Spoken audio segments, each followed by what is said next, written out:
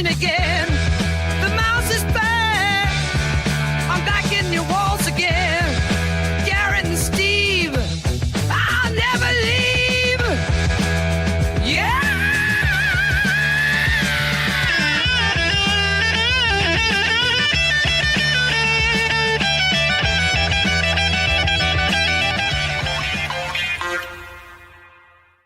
Welcome back to the Garrett and Steve Show, everybody, for this beautiful Booth Boy Wednesday. No condolences given today. First time this week. Well, except all the people in Iran that were apparently going to be bombing in a second. Oh. So, but I don't know their names personally, so I think we're fine. But I like where your head's at. A preemptive condolences. Yes. Yeah. Apparently they shut down all the airspace around Iran. But then I'm hearing Iran shut it down, so I don't know what's going on. But it's fun. When E-Rock was talking about Iran yesterday, I was like, wow, you've never said that in your life. But I didn't want to say it because it would have been mean. I don't want to be mean to and like a jerk to him. But he said Iran like 4 times yesterday. I was like,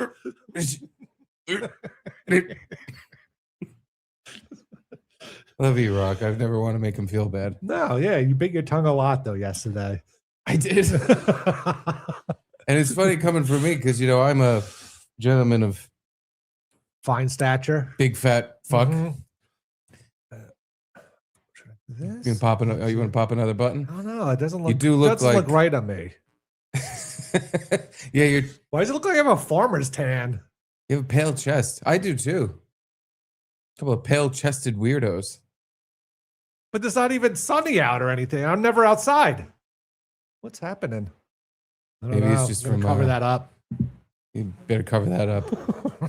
Looks better with the button-down short sleeve collared shirt anyway. Yeah, the shirt you're wearing, you should button that more button. More formal, yeah, more uptight. Yeah, you're loose and relaxed. I'm dressed like I'm going to a wake for someone that I don't care about. I put on something black, but that's about where that ends. You're lucky it's not a black t-shirt. Yeah, exactly. I got dressed up for this. I'm very dressed up for the proceedings in Iran. Something I've never said before. Yeah, I've never run once in my life, like purposely run. Oh, really? I was kidding. I've done it. Oh, no. That was a long time ago in a land far, far away. Only when I've been I played a lot of sports growing up, so I ran a lot, but I never ran for enjoyment or exercise or something. No. Never in my life have enjoyment been on the table when any sort of working out was what I was doing. It was a means to an end. I wanted to look good so I can get some puss. So I would run and I would go to the gym and I would work out. And I just eventually was like, who cares?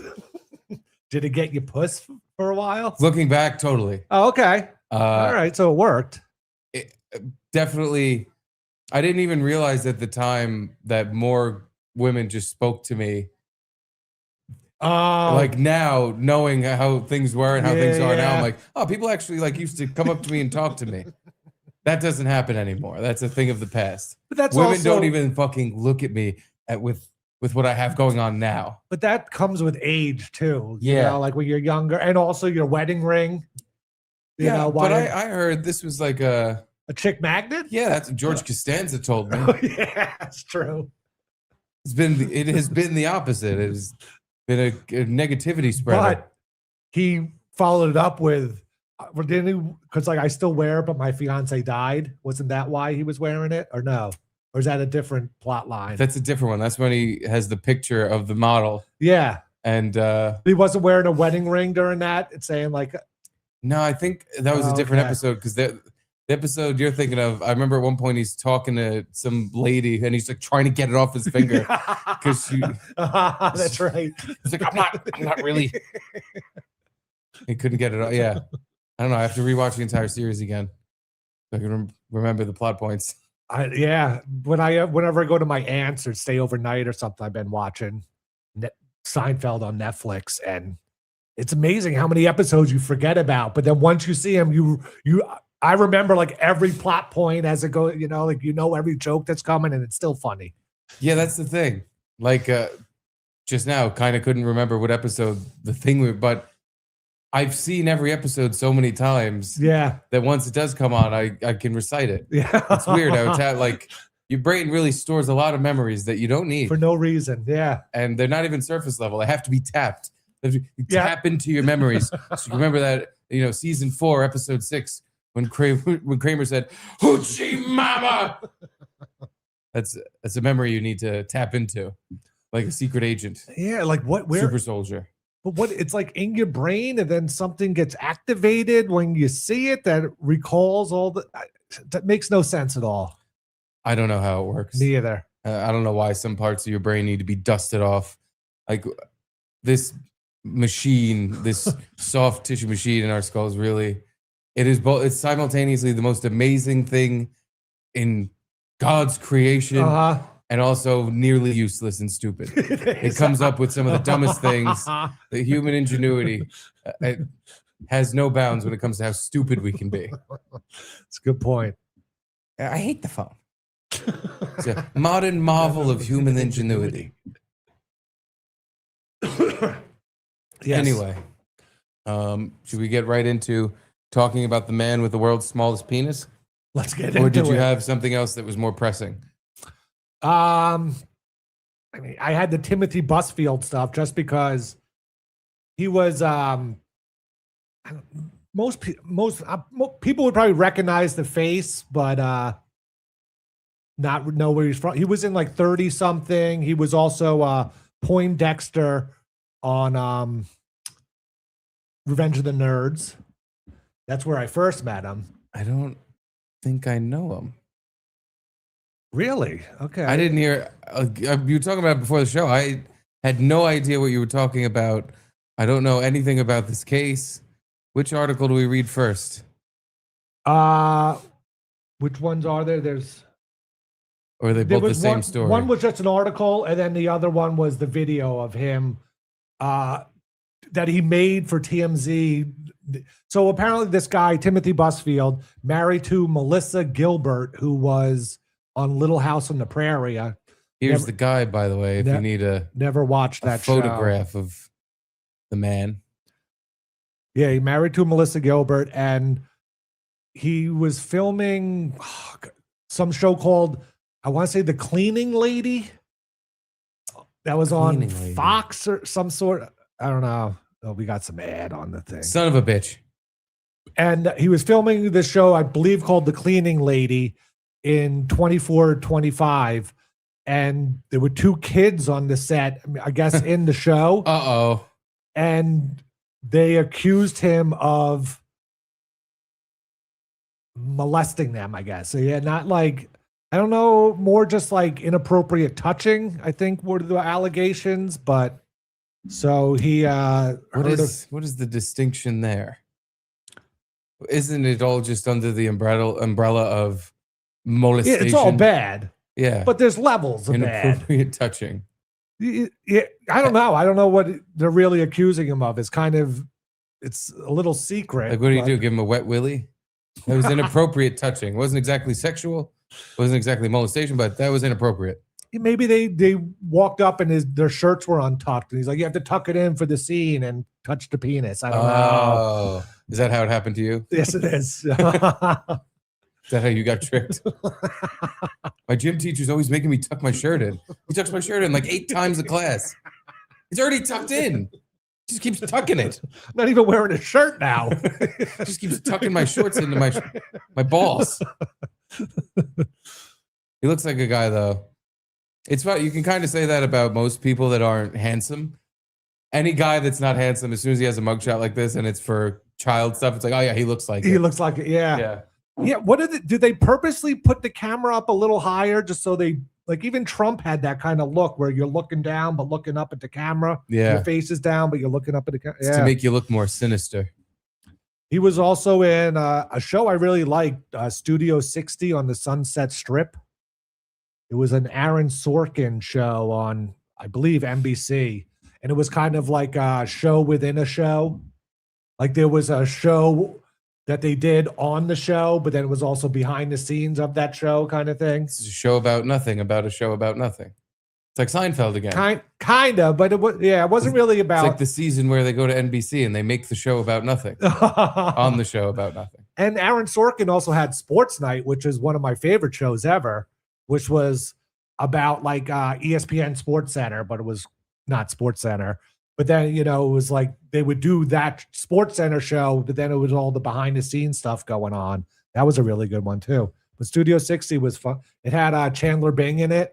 Oh, Chandler Bong. With Matthew Perry, yeah.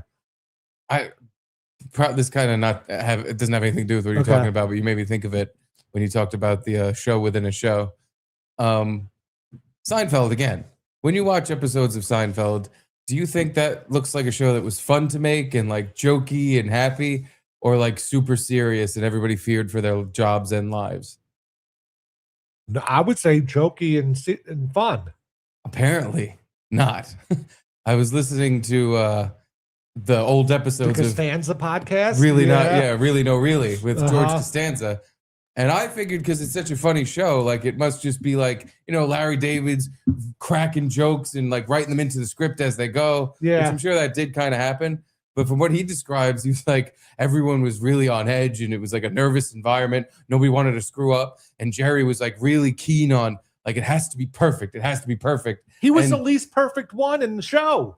He was constantly breaking and being a horrible actor. Preaching to the choir. I didn't get it either. Yeah. But like they would do a million takes and like shooting scenes would take forever. Like getting an episode done would take the whole day. Like of shooting just for sometimes just for like one part of one scene. Wow. Like I could see it being as stressful because how do you think of all these 24 episodes a season or whatever it is? Like that's a lot of shows to come up with these ideas where every storyline has 3 parts that intermingle and come together at the end. It was kind of complicated. Yeah. Well, apparently to get all that to work, it took a lot of fucking busting ass. And a lot of people, like George was like, we were just on edge the whole time. Like nobody wanted to screw up. The thing is, George or Jason Alexander seems like he's the one on edge. Yeah. And like he kind of like projects it on everybody else. It's true. I get from his perspective, I guess it could just be how he felt. But if what he's saying about the logistics are true, about how long everything took and how they had to redo things 1,000 times till they got it perfect. And like you said, they had to write so many different things. So like the writers were all on set. Their jobs were like 24 hours a day. Yeah. And they were like making sure everything was done right. And when people said their lines and when I watch that show, I picture none of that. None of that. It looks like it would be such a fun thing to work on. And it's all just jokes like, oh, good. And they show blooper reels in some of the later episodes, like the, looking back episodes where they can't stop laughing and breaking character. Apparently that was just nervous laughter. I don't know. I have a hard time believing this. Yeah. Even Seinfeld himself doesn't seem like a serious guy. Apparently, he was a very serious guy when it came to getting the show done the right way or something. And when you think about it and you see how he, has a garage filled with 1,000 cars and he made himself super rich, he had to have been, really, really motivated. Yeah, definitely. So that translates into he's bossing people around on this show for fucking 13 hours a day. And like, it's got to go right. You got to say, these pretzels are making me thirsty. No, do it again. Weird. Again, this is from George's perspective. And he does seem like a bit of a drama queen. He does, definitely. He does seem... because another thing he always brings up is how much money everybody else makes, like Jerry and Larry, but how he's like, oh, I didn't see all that money. You didn't create the show.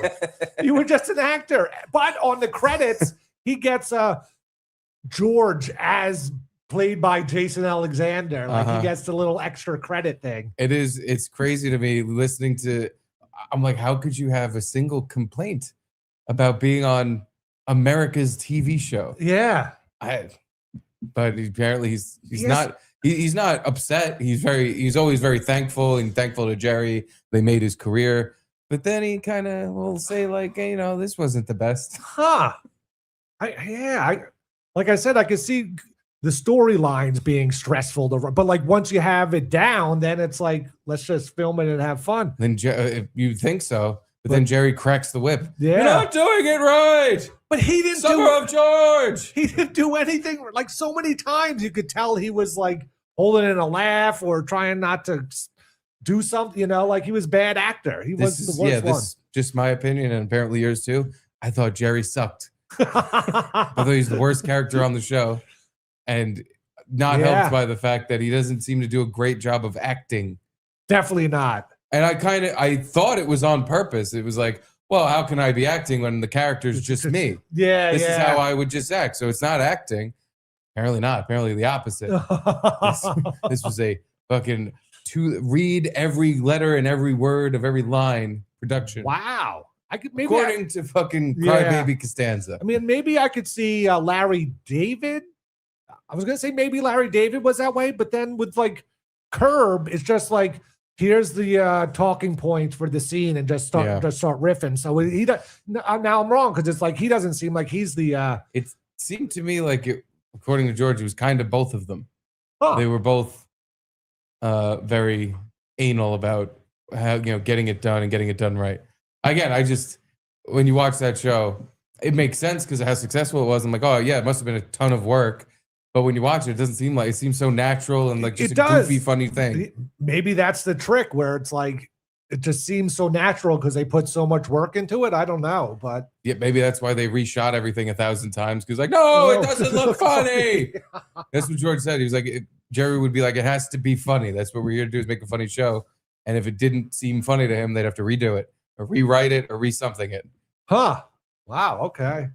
And that's the thing. It's not like there was like a ton of actors, like one-off kind of actors kind of thing, but it was just the core 4 people. It was like, how angry can he get at these people that are all better actors than him and more trained and know how to do yeah, I don't know. Weird.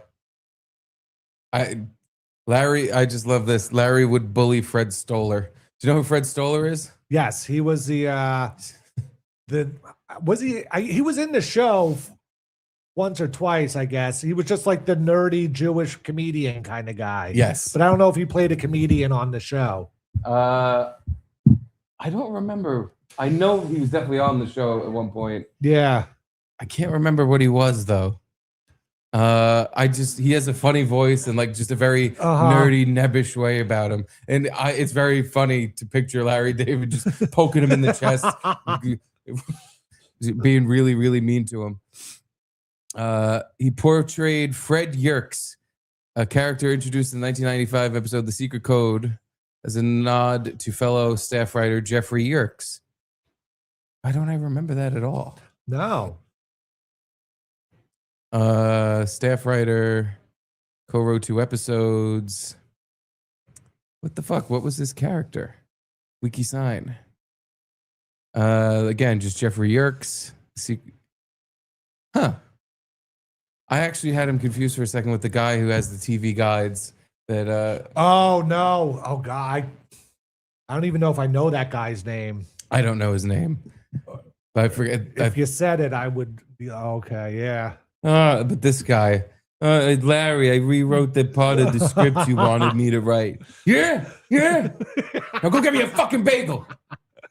Rewrite it again. Click on the secret code. Let's see if we can figure out what episode that was. The secret code. Bosco.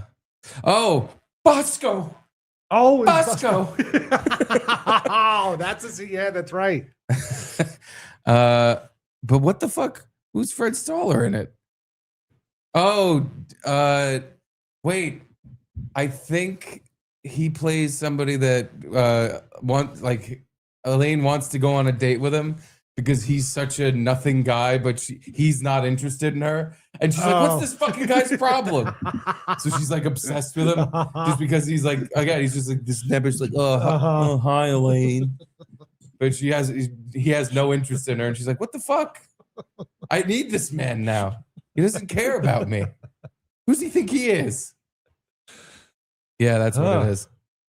But he was also just like a writer for the show, I think. Yeah. Yeah, he was a writer. Which also makes me seem like it wasn't like such a stressful thing because it was like all the writers of the show either their names got into the show or their Festivus thing was just a writer whose dad celebrated, Celebrated Festivus is a way to put it. Abused the family and got very drunk and physical with them is another way to put it. But so many plot lines were just based on like a writer's experience kind of thing. And it just seemed like, hey, they're just like, anyone with any ideas, just throw them at us. We'll run with it. Let's say, oh, that's a goofy one. Yeah. Let's go with that. We'll just shoot it. And whatever happens, happens. Yeah. No, apparently Jerry would put on some Hugo Boss Nazi memorabilia and just crack a whip. It needs to be funny. Makes the show funny. But anyway, the whole reason we started talking about television is because this Timothy Busfield got busted for inappropriate touching with a child. Two children. Now, Yes. I believe they were 9 and 11 at the time. 9/11. 9/11. Yeah. Denies allegations that he engaged in unlawful sexual conduct with 2 11-year-old boys. Mm-hmm. But I mean, this is a People article, so it's not going to get that detailed. But former West Wing actor. Yeah. So, all right. Oh, God. In this picture, he looks even more like he absolutely was trying to make out with an 11-year-old boy. He needed the beard. You got to look up Poindexter in Revenge of the Nerds just to see what he looked like. I'm pretty sure that was his first role. He was a cool dude. Oh, boy. That's him? That's him, yep. Yeah. It doesn't even really look like him, right? Well, I could see it. Yeah, yeah. Just take those glasses off. You got yourself a pedophile. Which is funny because I think he actually looks worse with the glasses on. But yeah, there's your boy. He's dancing with the Omega Moose. Oh, and that's the finale. You know that song? I do. I've seen that scene. I've never seen the movie though. Wow, but you remember that song?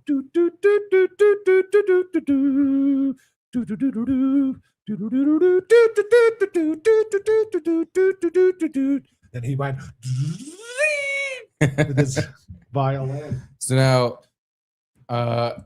being this is your favorite movie, is it now ruined because one of the main actors in it is a total kid fucker? It's only an accusation. Only an accusation. You're holding out. You're holding out. I'm holding out until he gets convicted. Then I will be sad, but I'll still like that movie. Yeah, I think everyone else in that movie has been cleared of any wrongdoing. I mean, one of the nerds, Robert Carradine, I think his name was, his brother, David Carradine, killed himself jerking off. With women's fishnet stockings on. Oh, I didn't even know that and a part. Batman mask. Really? I think so. Unless either someone made that up and fooled me, because the internet always be tricking me, or that's the truth. He's wearing fishnet stockings, high heels, and a Batman mask while he choked himself and jerked off. But that's his own. That's a brother of a guy, and he does whatever he wants to do is in his own personal life. It's fine. Of course. Curtis Armstrong, who played Booger, nothing. He's squeaky clean. Wormser, who was the kid in the movie, he was actually from Patchogue, which is the town next to me. So that was always cool growing up. So cool. I believe he's clear. That was a real drunk Jimmy fact to pull out. Guy in Revenge of the Nerds. He play he play a guy. Wormser. He play Wormser. He's from Patchogue. I know a guy in Patchogue. I know a guy who used to live next to Patchogue. His name was Garrett.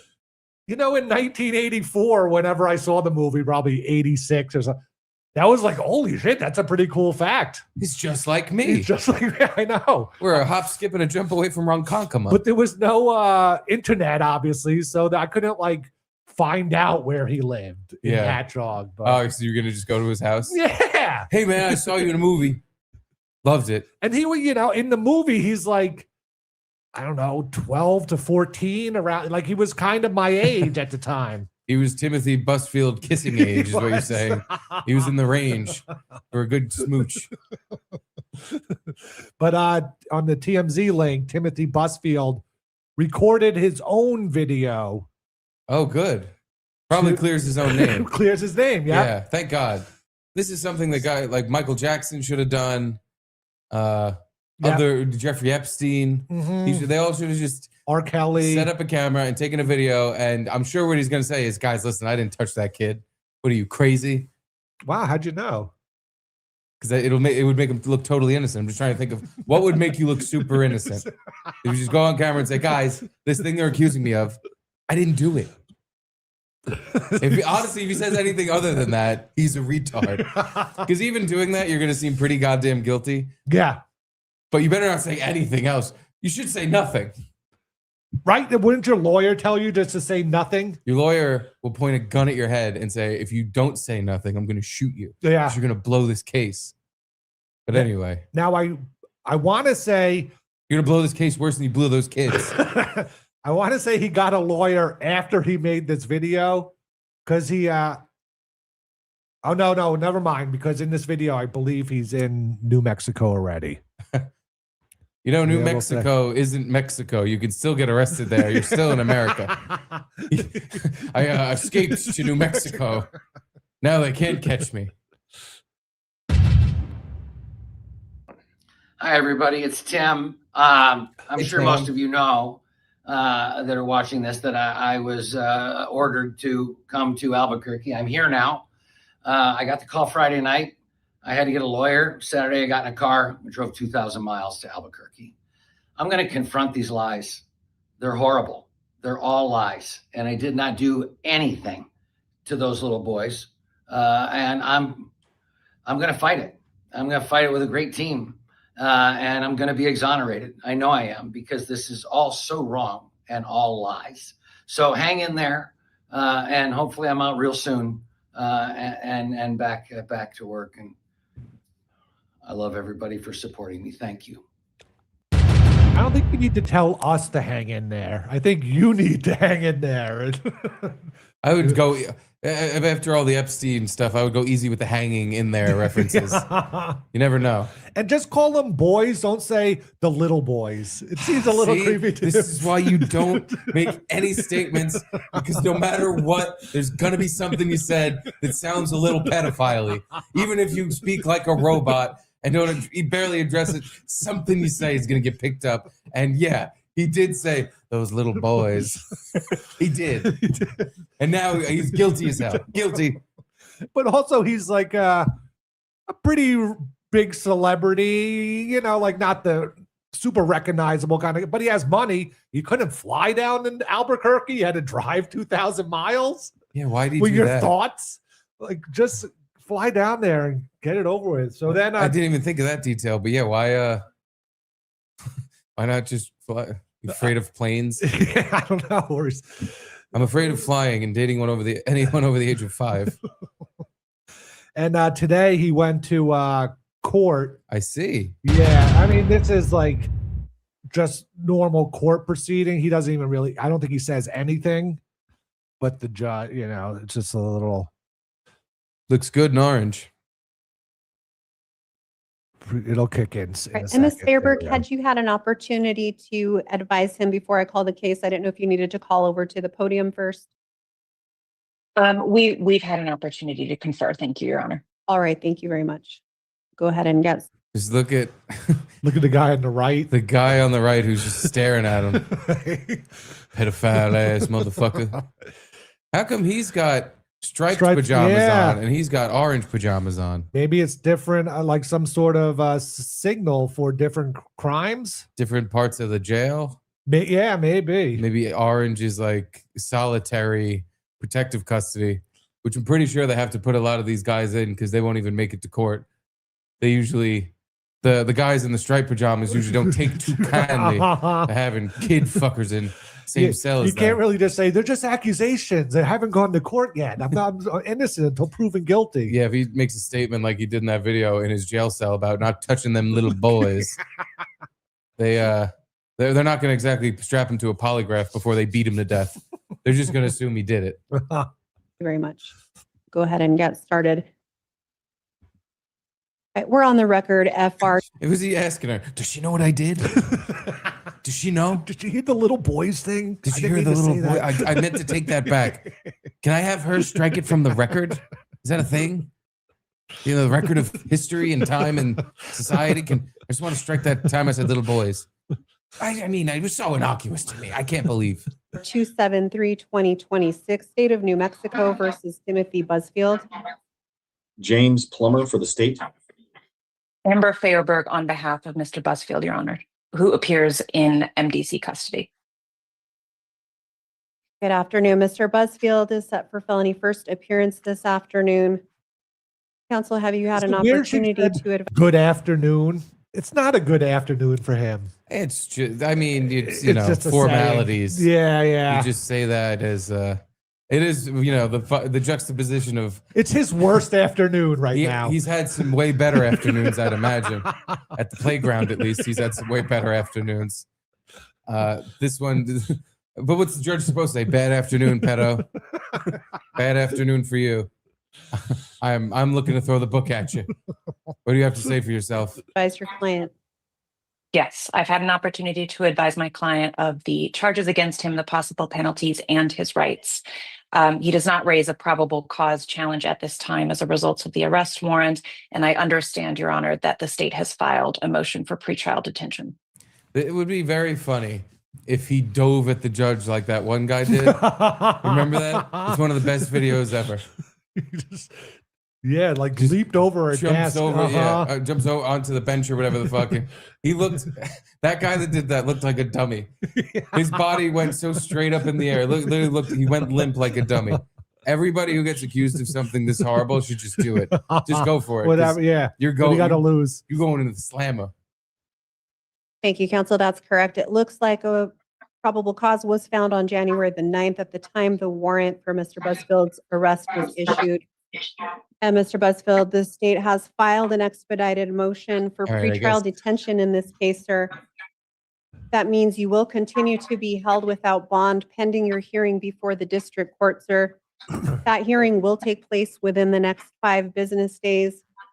Your deadline for preliminary hearing is going to be January the 29th, sir. Now, why do you think they hold him without bond?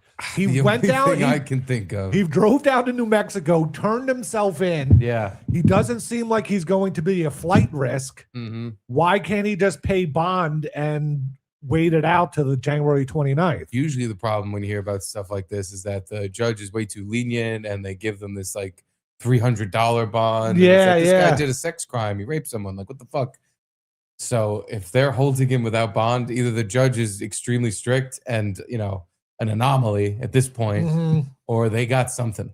Or They- it's a formality where if you're accused of this crime, you don't get bond. Maybe. Yeah. Maybe. And it's just for, what would you say, like pre-trial? Like, so Mhm. maybe it's not a long time, but either way. Well, to the 29th. They said that's the Yeah. latest I think the trial can be or so. Yeah. So, I don't know nothing about nothing. uh-huh. But I would imagine with how lenient everything is, maybe New Mexico is a different story. I guess it is, but I would think they must have some Something. evidence where they're like, yeah, we don't want him out. Yeah. Well, she said like there was some probable cause found out in January 9th. Probable cause. And it's like, what probable cause unless they had like video of him doing it or You're on a set. I mean, wasn't the accusation on a movie set? I think so. Yeah. Maybe there was a TV show camera set, running of him yeah. going, Maybe. and they're like, ooh, you are in trouble. Uh-huh. You better turn yourself in so you don't get life. Although, again, the biggest problem with all these cases is usually it's a horrific sex crime that gets like a slap on the wrist. Yeah. So maybe for Yeah, once who someone's knows? getting their comeuppance. But who knows? But why Poindexter? You know? Listen, if people can listen and love Michael Jackson music, even though he was just a weird guy, he didn't do anything with Uh-huh. kids. He was just a weird guy. Totally. I could still like my movie. Yeah. Yeah. You Okay. can still like him. Yeah. And he did that way before he thought about touching kids. Probably. You could just think that. You could just think that for yourself. Win at all costs has a question. Question for you from a Midwesterner. Is Katz Deli all that it is made out to be? Okay. I haven't been there in over 10 years, so Yeah, me too. Probably even even longer than that. But So I don't know if they've changed anything, but the sandwiches are huge and good. Yeah. And I mean, their expense is probably like, I'm going to say $28 for a pastrami sandwich. Dude, because when I went a long time ago, it was almost $20 for the pastrami. Yeah. It might even So be more. It's probably $1,000 at this point for a sandwich. But yeah, they do. It might all be different now. It's been so long. I know. And everything in general, everywhere, restaurants, customer service, just every type of business in America has gotten worse. Everything's gotten smaller and more expensive. And the business model cheaper. for everything is gamified and just like, how can we manipulate people into paying us more while giving them as much nothing as possible? Mm-hmm. So I would say, adjusting for the way things are currently going, a Katz sandwich that used to be this big, stacked high, is probably like this big now. It's still big, but it's not as big as it used to be. Yeah. The Katz is definitely, they're probably not known for not being cheap. Not saving a nickel. What, I shouldn't save a nickel? What, I shouldn't get a nickel? And honestly, is it still open? I want to say yes. I want to say yes, but for some reason I have some like thought that it closed down. But I think in like 2020 it closed down but reopened. Oh, okay. And I know Fred from Brooklyn used to stop in there every once in a while after work. Oh yeah, so they're still going. You order now. Yeah, all right.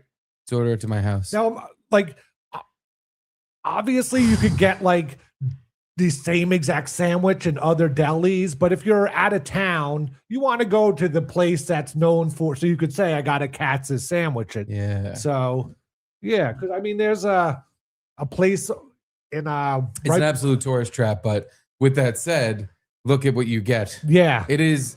I remember it tasted good. It definitely tastes good. Yeah, worth the money. That's very debatable, but it's worth the experience. If it's anything like the sandwich I had 10, 20 years ago, it was pretty goddamn good. Yeah. What were you saying? I'm sorry.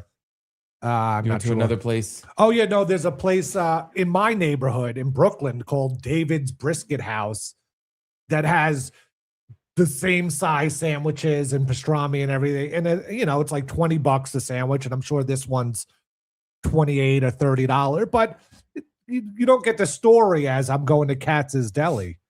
Yeah, and you don't get all the same Jewish specialties like Yetzer Hara trap soup, matzo ball soup, square knish, a round knish I've never had. Pickles? What, I should do all this work and I shouldn't even get the pickle? I'm sure you get a pickle with your sandwich. Oh, yeah. Yeah. Kishka, stuffed derma with gravy. I love the kishka. They clarified it by calling it another nonsense Jewish word I don't know. It's kishka, dharma. Dharma, like minshkats, minshkats, like hufskadits. They just a stream of words I'll never know the meaning of. And I'll eat it one day with gravy. Honestly, the slices on that picture, it looks a little thick. Yeah, I don't remember it being that thick. No, it's usually like pretty thin layers of like almost shaved pastrami. It's stacked to your face. Yeah, from the table. But I don't remember. Yeah, the slices being super thick. But we're not known for our great memories, Garrett. True. Maybe we were dumb. But even those slices are that's more of the slices I'm talking about. Yeah. Noble Wurst. On the left, yeah. I just want a price of something. $40 for a pound of pastrami. I feel like they put about a pound on the sandwich. Yeah, I would say you're right. Yeah. I'm gonna go ahead and just make the safe assumption that a sandwich at Katz Deli costs $40. It definitely could. Yeah. If you get the lean sliced pastrami, it's another $2. Ugh. $42. Why would you want that? Yeah. But maybe that's just for them to ship it. Maybe it's way cheaper if you get it in person. Yeah. Hold on. Noodle Kugel. Well, anyway. How much is a pastrami sandwich at Katz's Deli? Come on, Google. 28. $30. Yeah. Toppings will cost extra. You don't want extra toppings, just mustard. Well, yeah, they don't need much. Yeah. What are you going to put on it? Lox? Oh, God. My fish and beef sandwich, please. Surf and turf. Angelo. Ah, with a thank you. super duper sticker. Thank you, Angelo. Thank you, Angelo. It's very appreciated. you all appreciate it. Was it Katz's Deli where Harry met Sally in the orgasm? I don't know. I've never seen that movie. Caitlin was actually watching that movie the other day. Oh yeah. Yeah, Yeah, it just came on streaming sites. One streaming site I saw it popped up. I knew what movie she was watching because I like walked in and out of the room before the orgasm scene. But it is pretty funny being on the like other end of the apartment and just hearing because it goes on and on. And she had the TV pretty loud, and I'm just like, damn, I'll have what she's having. The big Katz's beef. But yeah, I would definitely go to it though, especially if you've never been to the city before. If you're passing by, I wouldn't make a whole trip out of just going to a goddamn deli. No, don't fly into New York just to go to that deli. Yeah. But if you're there for the weekend, definitely stop by. If you're, if you're driving to town because you're turning yourself in on charges of inappropriate touching, stop by Katz's Deli right before. Get yourself a sandwich. Yeah, I guess there's nothing more to the Busfield thing. No, no. Fingers really. crossed he doesn't get convicted, Garrett. That way I know. your favorite movie won't have any unfortunate pedophile stains Now, all over it. What's your gut feeling with? He did it. Okay, even though he heard about the thing, turned himself in, made a video declaring his innocence. Yep. He did it. So what you're asking me is, even though he did all the stuff his lawyer told him to do, you think he did the crime he's totally acting nervous about? I think so. I don't think it's... There's two places where I never think this type of thing is a coincidence. The Catholic Church and Hollywood. Anytime you hear allegations in either of those places, I understand, this is innocent till proven guilty country, but you can kind of go, Yeah. Okay. I doubt. I see. Really weird they would make that up. Like someone making up like, oh, there was a drive-by in Compton. Really? You really think that happened again? You think someone did that again? But these two child actors, I don't know if they're brother, I don't know if they're related or whatever, but they're Eskimo brothers. They're in a new show that's on a major network. They're thinking they're going to make it. The show doesn't do well. Then they're kind of shit out of luck.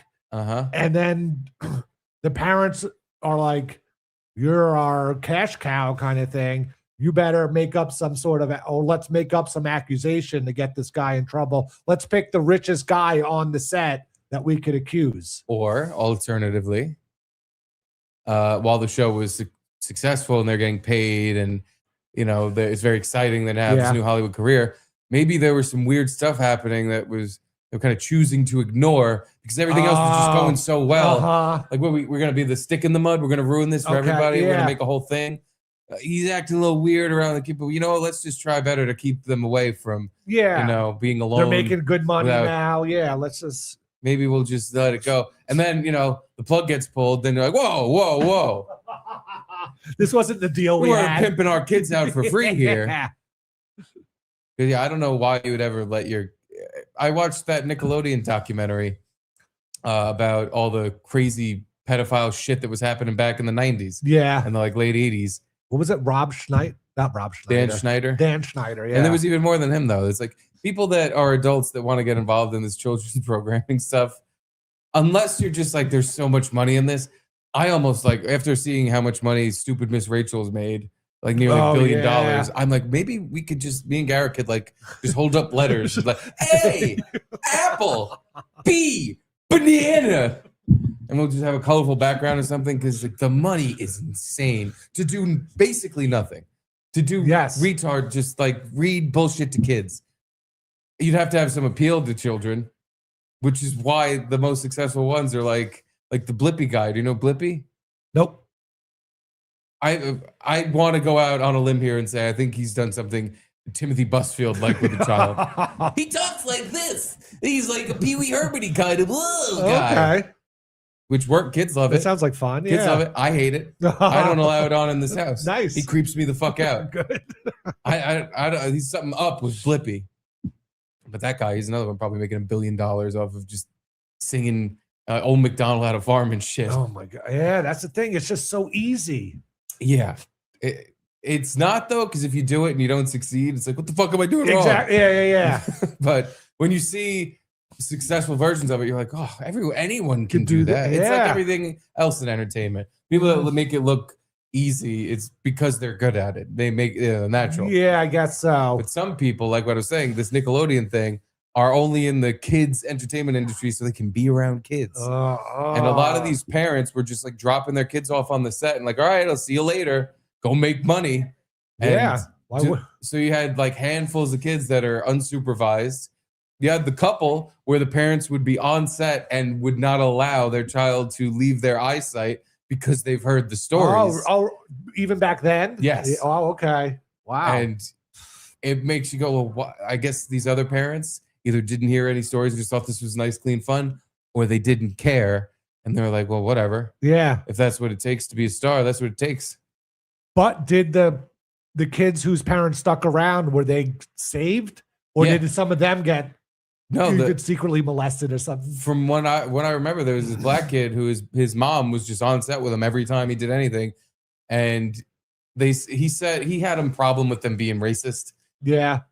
Like the characters they had him play on the sketch show were like, oh, they only made me do that because I was a black kid. But he never got molested. Congratulations. So it was a success story. Yeah. Yeah, that one like hot tub scene with Dan Schneider and Amanda Bynes. Yeah. That came out, I guess, a while ago, but it kind of resurfaced recently. That was kind of it, because was it for the show or I don't know. But like man. Dan Schneider's in full clothing and Amanda Bynes is in a bathing suit in the hot tub, and they're kind of scenes that were filmed for the show were like sometimes just inappropriate. And it was just, they got away with it by being like, oh no, it's a scene in the show. Of course that's what it is. Like there was a lot of I think Ariana Grande, they showed clips of her like jerking a thing off and it squirts in her face, but it's like, green slime or something. Wow. She was like mushing stuff with her feet. And it's just like, this is like fetish stuff. Yeah. This isn't for kids. This is weird. But no. Good luck to Timothy Busfield. Good luck, Timothy. Hope it all works out. But where there's smoke, there's a huge pedophile fire usually when it comes to Hollywood stuff. I have no faith he didn't do it. I just need to, I can't wait for the evidence to come. Like there has to be some sort of hard evidence, like it can't just be their word against his. I can't wait for the evidence. Some hard evidence. Jeez, Garrett. Calm down. You're going to bust through your jeans. Garrett Busfield.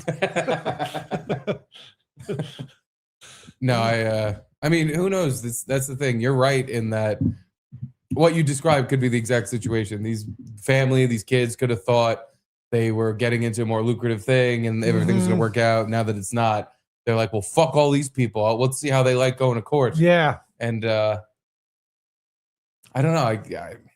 But it's weird when she said there was a probable cause case and they determined there was probable cause. And it's like, there has to be some sort of physical evidence instead of just these kids came in and said it. Yeah. I would guess, but maybe not. Maybe that's all you need is an accusation. I don't personally think you get a no bail holding without some on just he said, she said. Yeah. I think they got something. Let's move on to Pork Chops, who says, I farted. Attaboy. Congratulations, Pork Chops. Remember, next time, set up a multi-camera shoot, record it, and post it on the internet. As your dreams have told you to do, Mr. Pork Chops. Anyway, we have a good-sized list of boof boys. Yeah.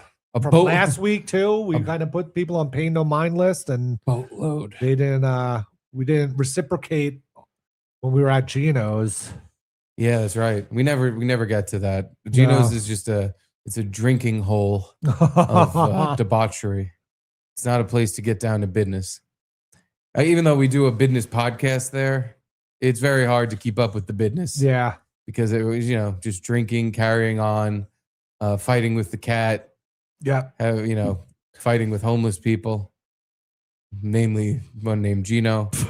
Garrett's just saying the N-word in front of a girl named Amy, take your top off, who's a stripper, yet somehow the most awful thing she's ever seen or witnessed in her life was sweet young Garrett saying the N-word. Wait, she's a stripper? Yeah, you didn't know that? No. Oh, yeah. Keanu told us. Oh, no, I don't remember that. Yeah.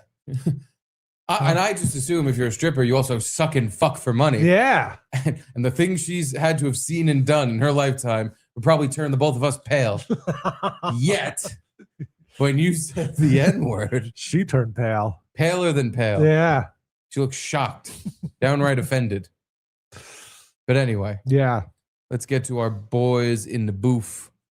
I believe the first one that we very unfortunately put on the Pain No Mind list Was Jeff, right? was, I thought it was Jeff, but I think, unless I'm missing something, Johnny Clare is the first one on the Pain No Mind list.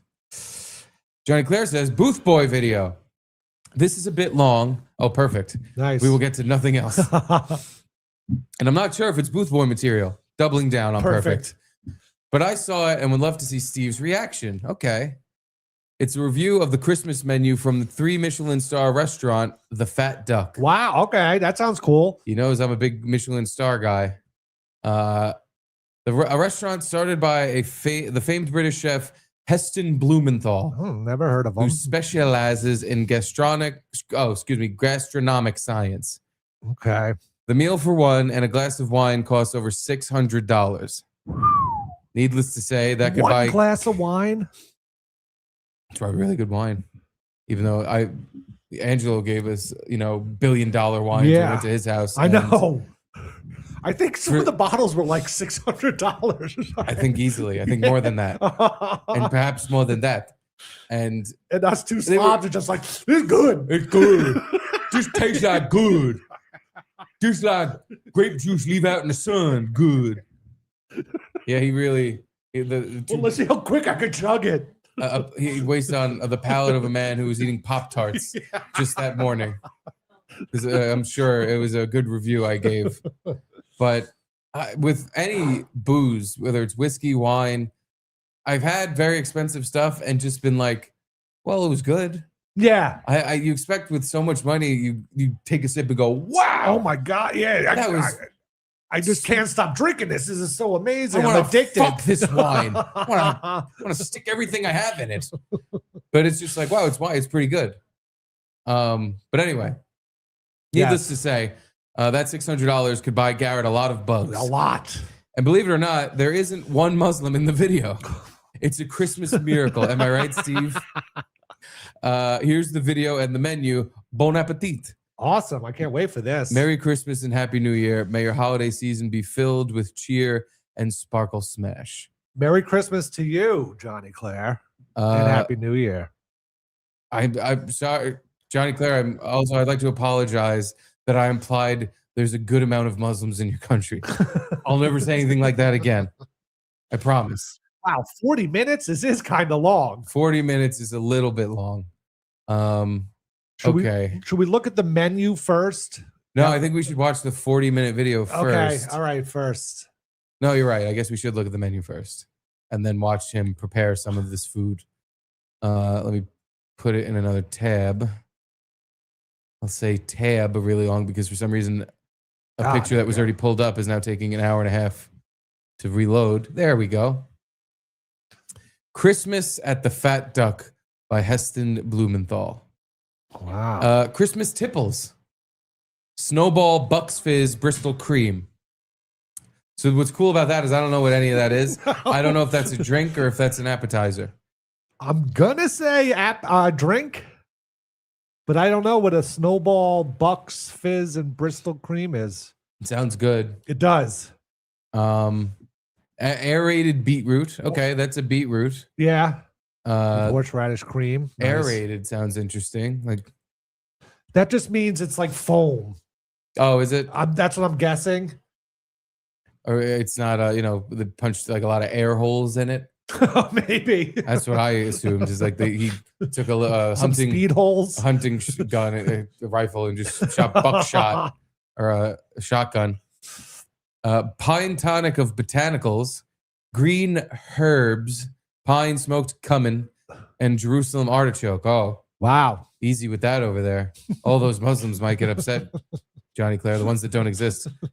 'Twas the night before Christmas. Oh, Short rib of beef. See, now you're talking. yeah. Now you're speaking my language. Lardo de colonata.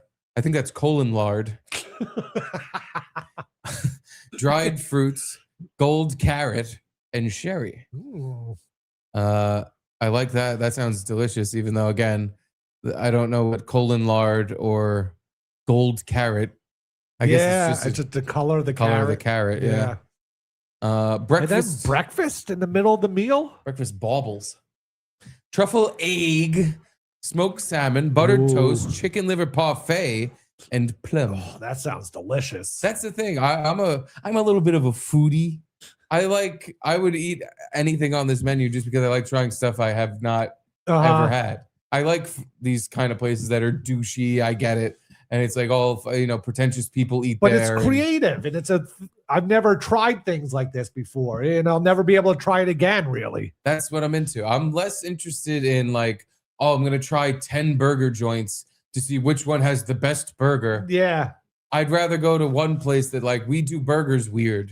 You should try it. But I don't get that crazy with like, here's a, stir-fried rat shit with, bugs and, the sheep's liver in it. It's like, I don't want to try really weird shit. I'll try one or two things like that, but I mostly want combinations of things that I've eaten that before, I've already but liked, yeah. I've never had, done special and Or put together like combined that this. way, yeah. I think that's interesting. And most of these things are like so delicious, but you get the one bite of it and you wish you could eat 17 of them. Yeah. And you can't. Usually a place like this that does it very well, you have like 4, 5, 6 courses. Yeah. And they're all little plates, but by the time you're done, you're actually full. But it's not full like after you eat way too much McDonald's. No. It's not like that type of full where you feel like you're dying. You feel full and you have this weird reaction where you're like, I am satiated. I am no longer hungry, but I do not feel the need to lay down and pass out. I actually feel like I can get up and walk around and do stuff. Yeah. But anyway, let's finish this menu. Ooh, Roast scallop. wow, with white chocolate and caviar? White chocolate seems so strange. It The must scallop. not be overly sugary Hershey's white chocolate. No. It's probably one that he makes himself. Yeah. And it goes with the caviar roast scallop perfectly. Mhm. That's the thing about all this stuff is that they make it all in house, so it's not what you're used to with this American sugar food that we're No. all constantly fucking eating.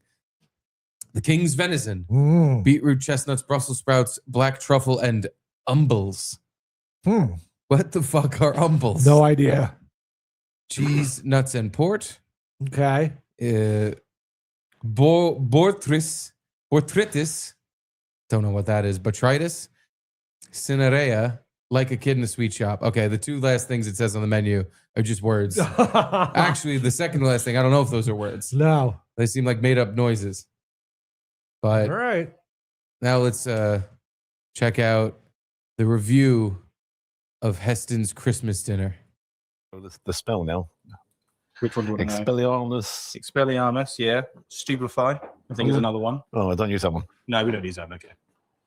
It's beginning to look a lot like Christmas. Here I am in Bray, and I'm doing the final part of my Heston Blumenthal. Blooming hell, that nearly knocked me over.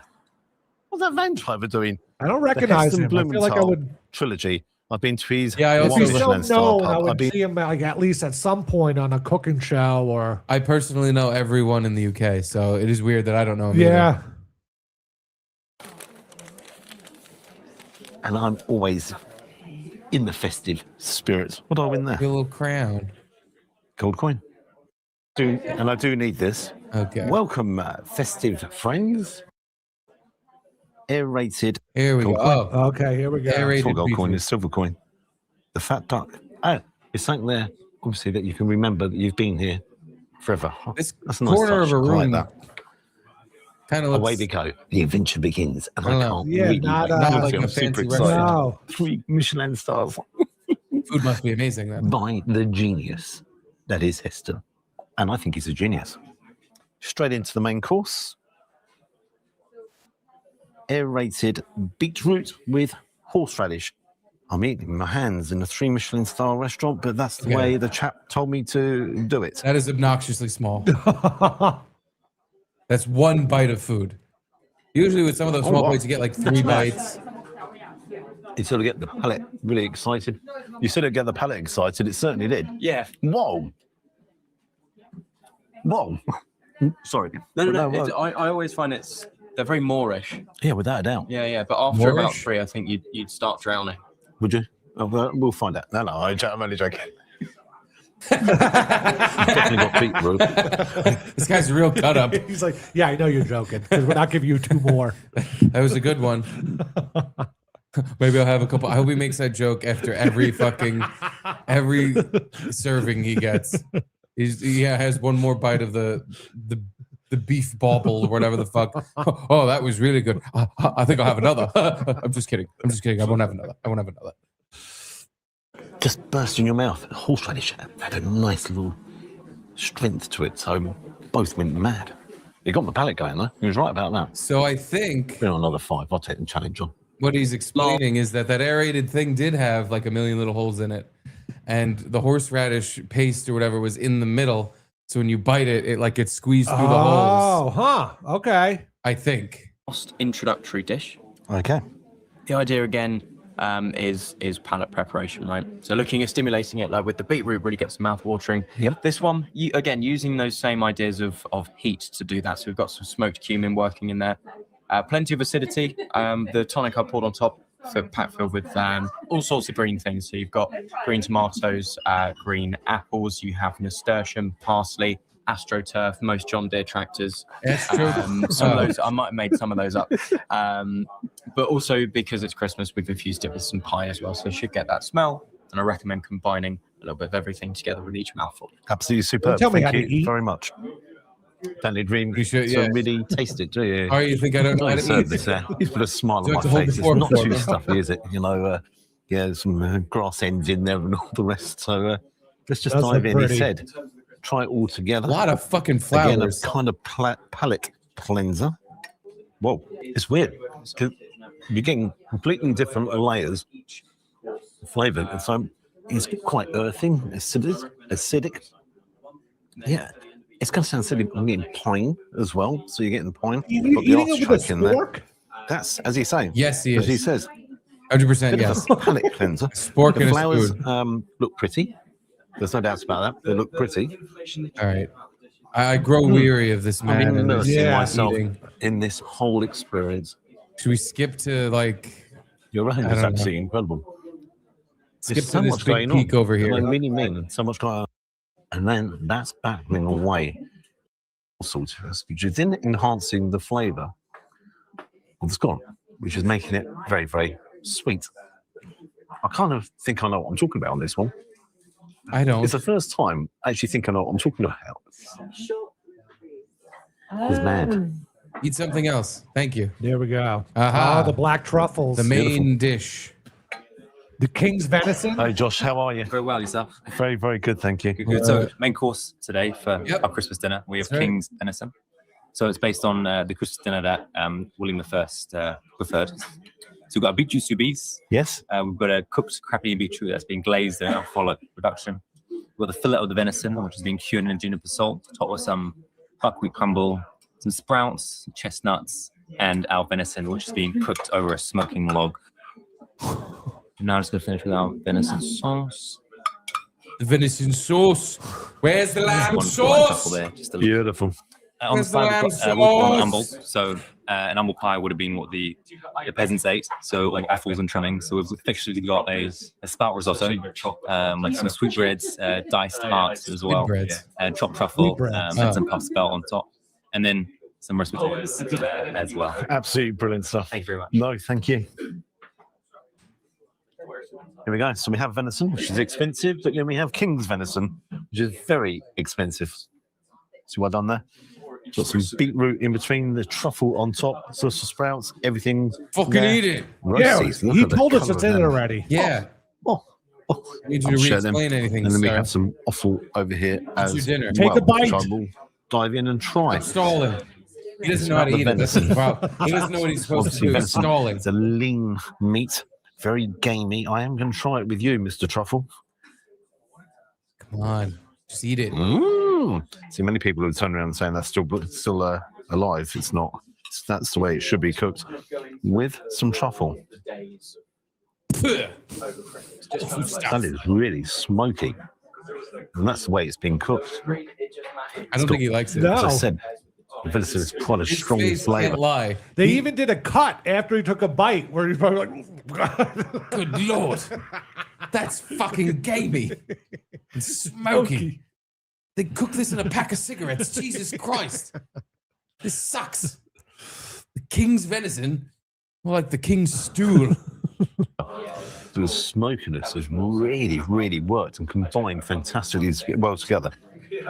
The truffle has brought in a little bit of Stop stalling and take another bite. to the whole occasion. I want to try making with some me mad beetroot. is he Well, I want probably to try got with everything this else meal there, for to be honest. free. Like, the venison is He's some sort of It's guy in just super England, tender. and they Food want him. reviewer. Yeah, beetroot. That'll work perfectly with some. Yeah. Now he's like, oh, no, let me just cover it as much shit is on his plate so I Brussels. You've got can to have not Brussels taste for the that Christmas again. dinner, haven't you?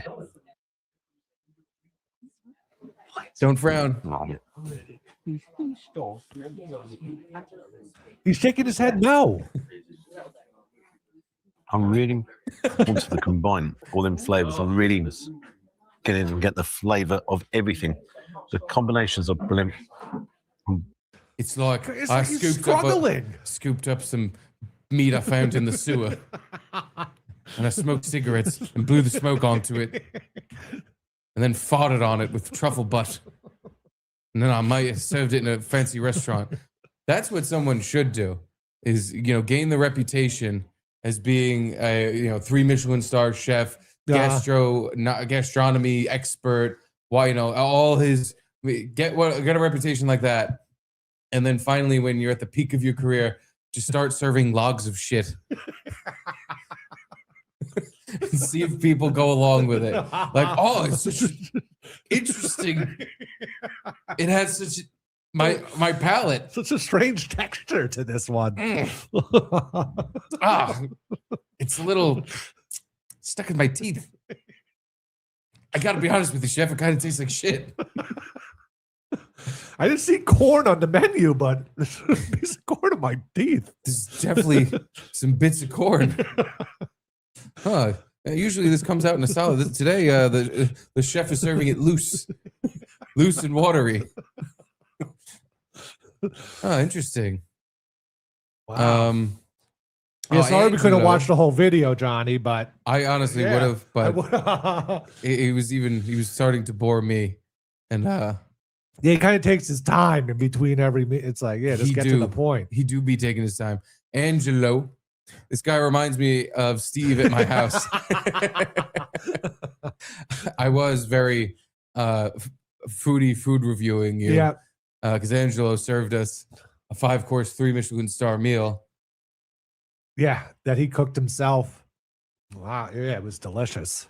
Even cooked the raviolis with the egg yolk in them, and he didn't break the yolks in any of the raviolis. It was insane. But thank you, Johnny Clare, for that look into some wonderful British cuisine.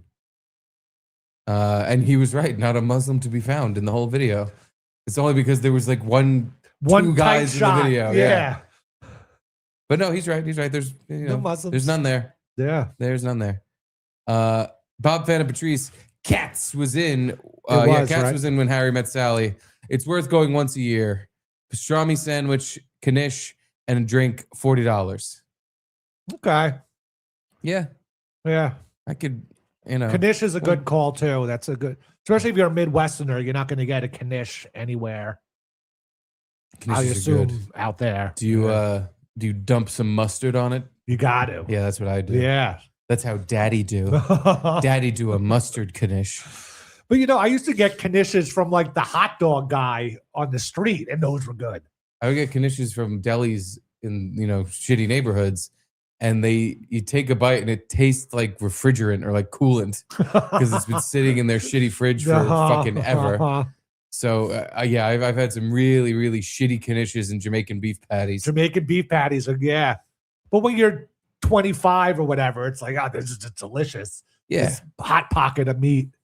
Yeah, nothing wrong with eating a delicious food. No. Bob Fanta Patrice cutting the line, $10 super Chad. Bob says venison tastes like shit usually. Needs to be heavily marinated to kill the gamey taste. Deer eat garbage all their lives. What do you think it tastes like? Yeah, I don't know if I've had like deer jerky or like elk jerky. Yeah. I don't know if I've ever had venison like steak or whatever you call it, what he was eating. Yeah, I've had it a few times. I didn't even remember it being that gamey, but maybe mine was marinated a long time or whatever. I've heard what Bob says, that if it's not cooked right or if the deer itself is shitty, that it is not easy to eat. It tastes like crap. It tastes like how that guy looked like his food tastes, where he's taking a bite. Oh, it's so good. Oh, it's the best medicine I've ever had. Ugh. Yuck. Yeah, my mom's old boyfriend, like before she even met my dad, was this guy called Jerry Gouldenfinnig. I'm sorry, would you say Jerry Gouldenfinnig? Jerry Gouldenfinnig. Okay. Yeah. And checks out. For some reason, he dated my mom before my dad. Damn.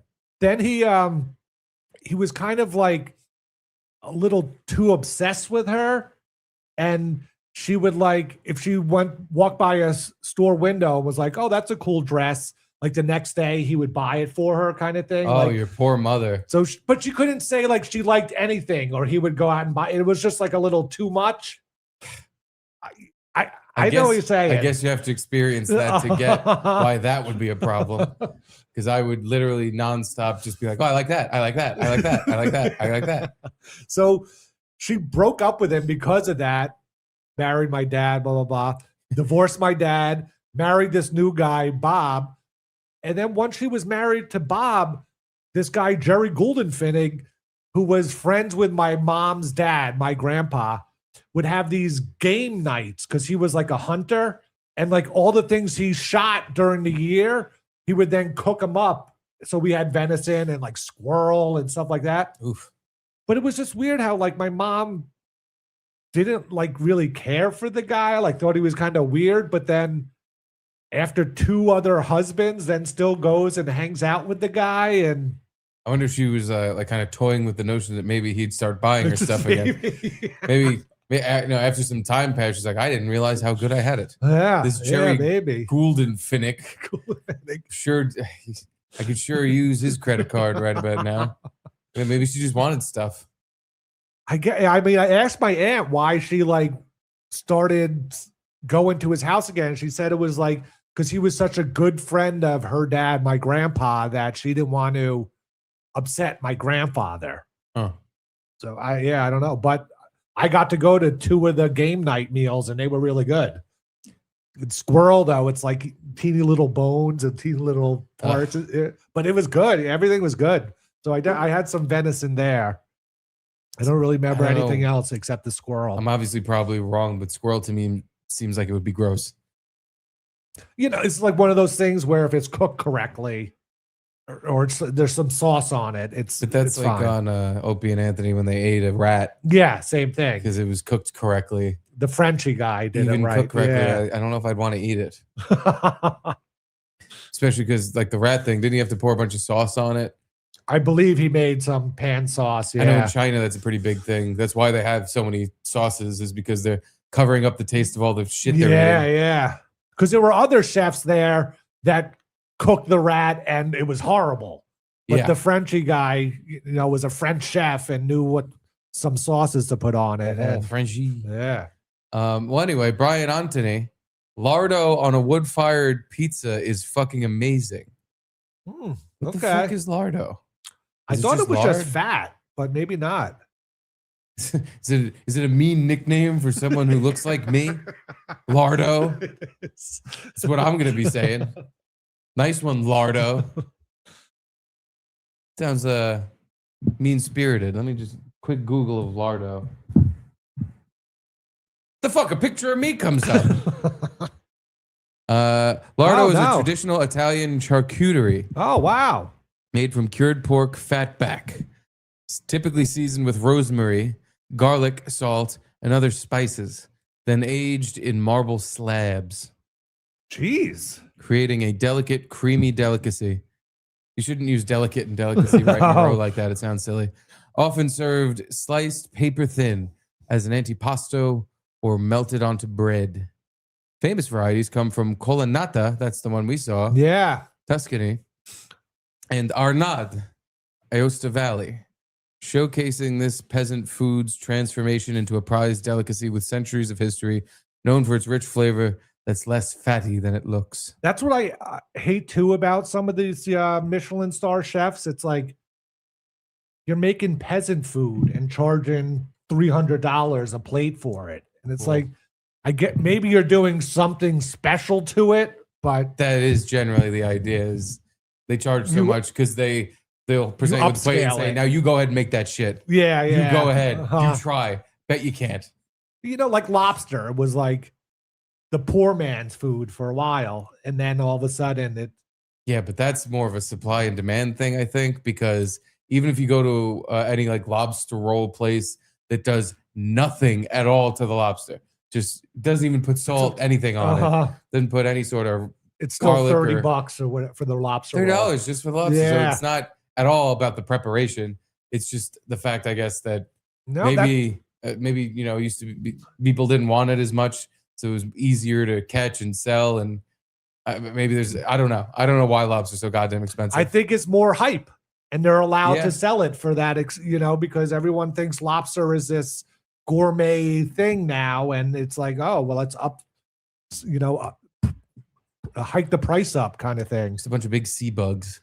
Because in Maine, there used to be a law you were only allowed to feed lobsters to prisoners 2 or 3 times a week.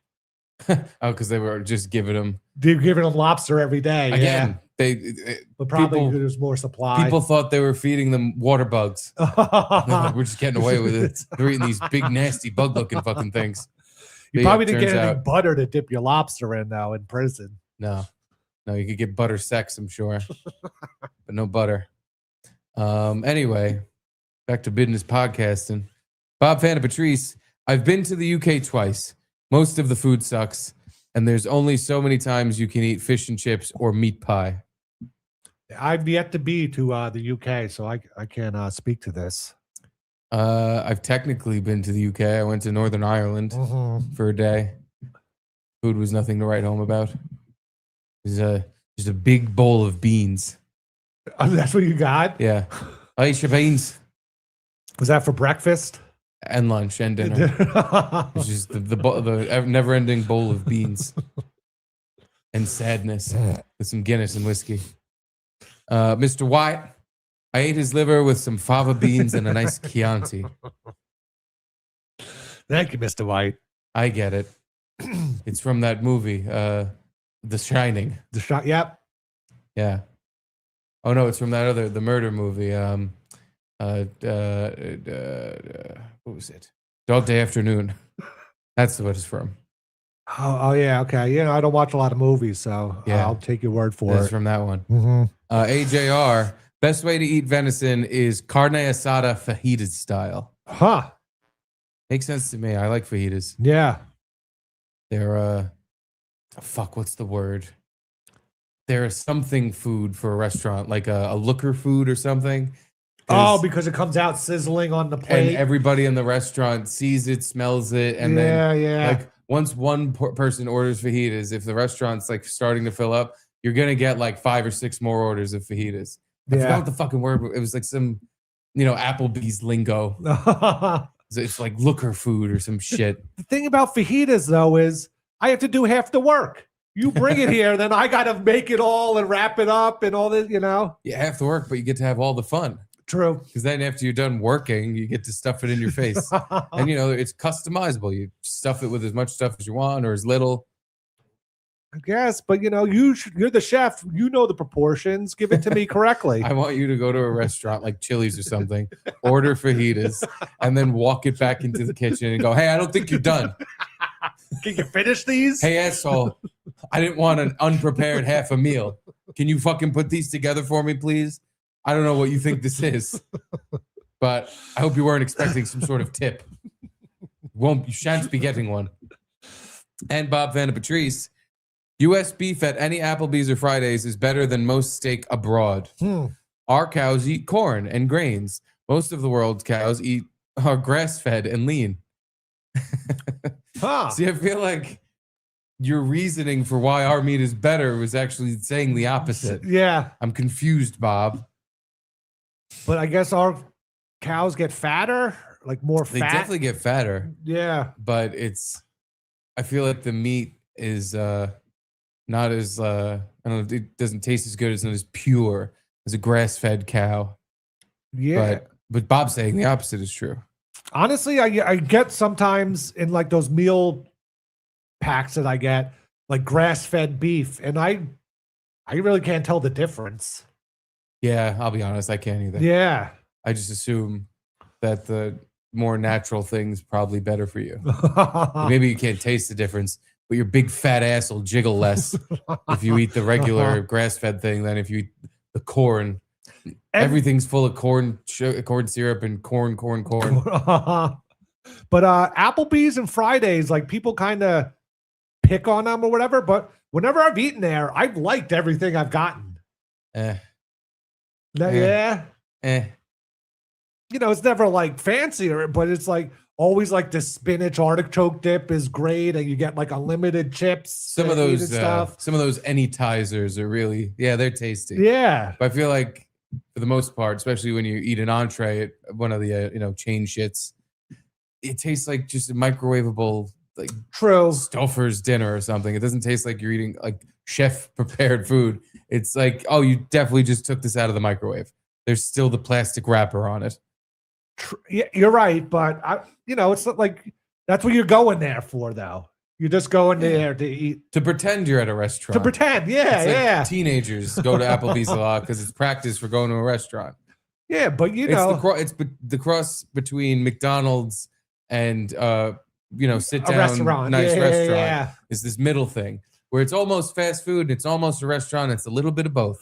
But usually there's some fun drinks you're having and a bunch of that stuff. So it's like something neon blue and in a really big glass. Yeah.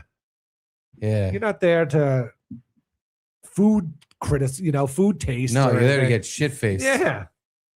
I worked with a guy at CVS who had his wedding party at a TGI Fridays. Okay. It was a wedding where he was getting married to a woman, clearly for a green card, in my opinion. He needed the green card, or she did? He did. Oh. So he was a very skinny, tall. I can't remember if he was Caribbean or African, but you can picture it. And she was a little more round in the but they kind of like those. But it was a TGI Fridays long table dinner for a wedding, and everybody had to pay for their own dinner and drinks. So they brought out like 18 separate bills. I think everybody just had to chip in for the one huge bill. Oh my god! And I think they paid nothing because it was their wedding. What are they? No, it's a celebration for them. So they didn't pay. Everybody paid for them. Okay. It was interesting. The drinks were good though. I remember as I was drinking, I'm thinking, wow, a bit sugary but tasty. That's the thing. Everything's tasty. I saw the bill and I was like, God damn, they are not cheap. No, that's the one thing. It's like you expect it to be cheaper because it's cheaper food, but like it ain't. It ain't. Yeah, cheap it is not. And thank you, Johnny Claire. Thank you, Johnny. We were not cheap on the analysis of your video. That first half of Booth Boy Hour, has been spent. But don't worry, don't fret. You're all coming up next. Next on the Booth Boy list, I believe we have Sean. Oh, okay. Is this Booth Boy entry or is this just no? This is this is something I think we should have read off the air. Okay. If you have access or if you wait cooler, you can embed your YouTube channel. All right, let me star this email so I don't forget about it. And we'll circle back. Thank you, Sean. Circle back to Sean's email from Jesus Christ weeks ago. Apologies for that. It's been, the holidays. Yeah. A lot of catching up to do. Ken D with a video. I have to download it. Cool. He says, Christmas Edie chimes in. Okay, so this was for Christmas. Apologies again for the late. Oh, no, this is from Christmas. So that's different. Here we go. Look at me wearing a t-shirt. What a slob. Look at me wearing a woman's sweater. What a handsome man. My mother thought it would be funny to order me, Caitlin, and Charlie matching Christmas jammies. That is funny. It is funny. I opened it up and I was like, what the fuck is this? I'm not wearing this shit. But today would have been the perfect day to be wearing that shit. Yeah, why aren't you wearing it now? I didn't. Oh.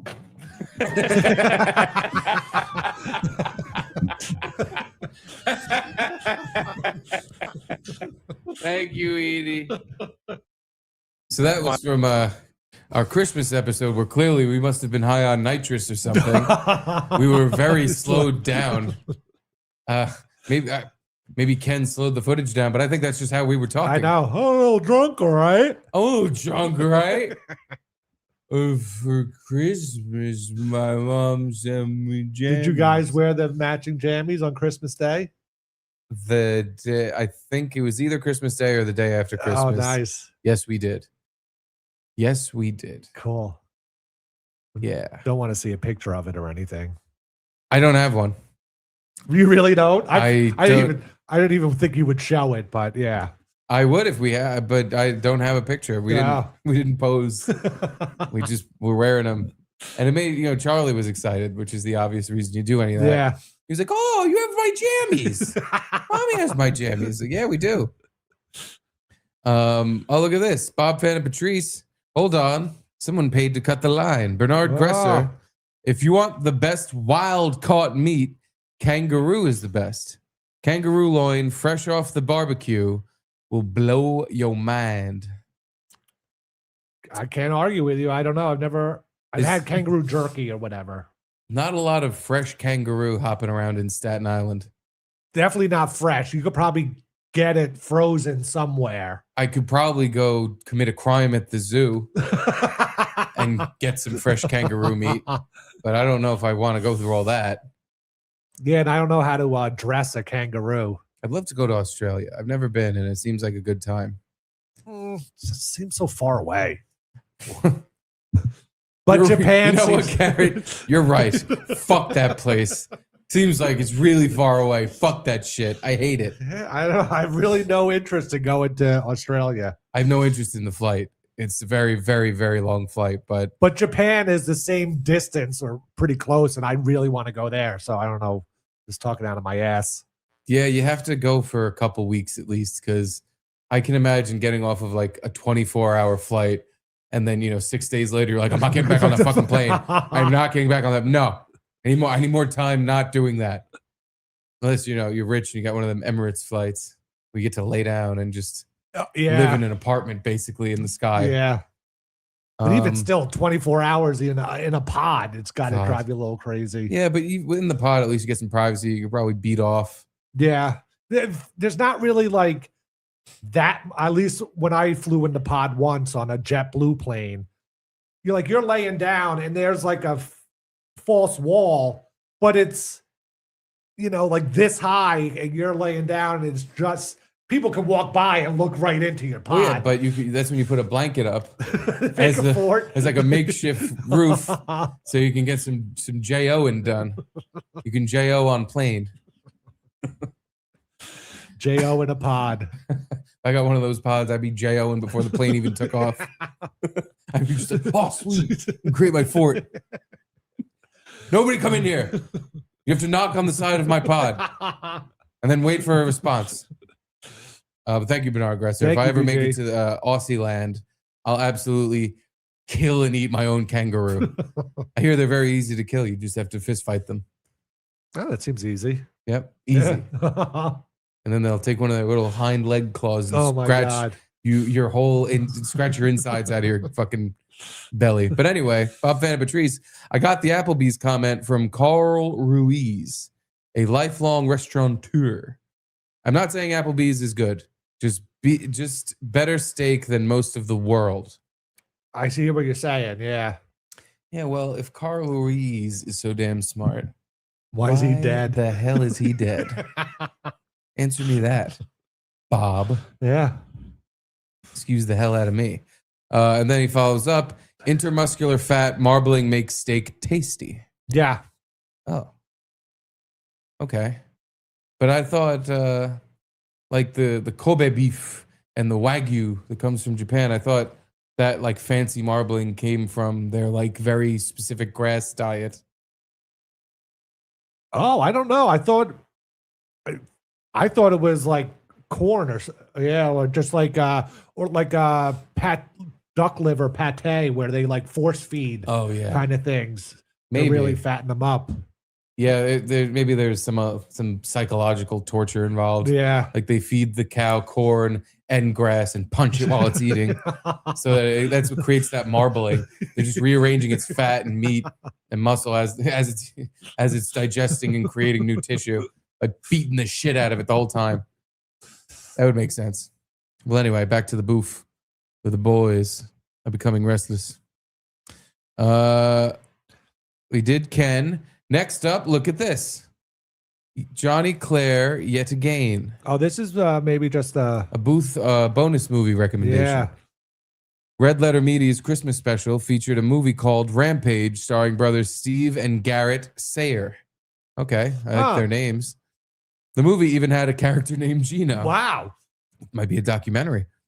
The Sayer brothers have made terribly funny movies separately, but this one sees them team up. As you're watching bad movies, maybe add their canon of work to your list. Okay. Let's take a brief look at the IMDb link you sent us. That looks like Marky Mark, but I assume it isn't. The guy in the sunglasses. Yeah, it looks like, I don't know, a stretching, but okay. A DEA agent's brother is killed in revenge for a drug lord's death. Sergeant Jim Stone hunts the killers as they terrorize Washington, D.C. I like that and this movie advert poster. They look pretty cool. Yeah. Badass. This is the kind of bad movie that only comes from thinking you're hot stuff and want the rest of the world to know. Okay. Yeah, they look like they make some pretty good movies. Yeah. Huh. Oh. It's just like Die Hard. Well, we'll have to check in. Thank you for the recommendation, Johnny Claire. Thank you for the rec. Maybe we'll, after we finish the Neil Breen catalog, we'll look into your movie there. The Rampage. Thank you, Johnny Claire. Next on the list, Jaquan G. He says, found something interesting and informative. Thanks, boys. Okay. All right. Interesting and informative. Look at the length of this video. My middle name's 420. Yeah. Yeah. Oh, it's shrank. No, wait. It's just because of the second of it played. Don't worry, Garrett. Okay. Oh, no, it did shrink. It did. It said 420 when I It first did. clicked on it. That was weird. Wide world of web. Welcome to the wide world of web. I'm your host, Smithers O'Neill. And on today's episode, we're going to learn how to write internet comments. Let's take a look at an example, shall we? He looks and sounds like if Flynn Goldstein grew up to not be super duper Jewish. Right now, we're on one of my favorite internet forums, where I've commented on this beautiful 3D art. I had lots to say about this one, and the people were riveted by my comment. And you can do it too. A good comment contains one or more of the following: interesting knowledge, details you enjoyed or did not enjoy, an emotional story, and a dash of humor, or dare I say two. Those were good Yes, humor. my comment includes all of these examples, but for you, I'd focus on just one for now. Oh, looks like somebody already replied. Huh. Seems like Chair Maya here disagrees with my comment. In these situations, we need to respond calmly and dignified. We can reply, A, everyone is entitled to their own opinion. B, please provide reasoning so I can understand your perspective. C, you wouldn't know what art is even if it fucked you in the ass. Option C clearly has the best qualities of the three. Now Jeremiah will understand how much his opinion means to me.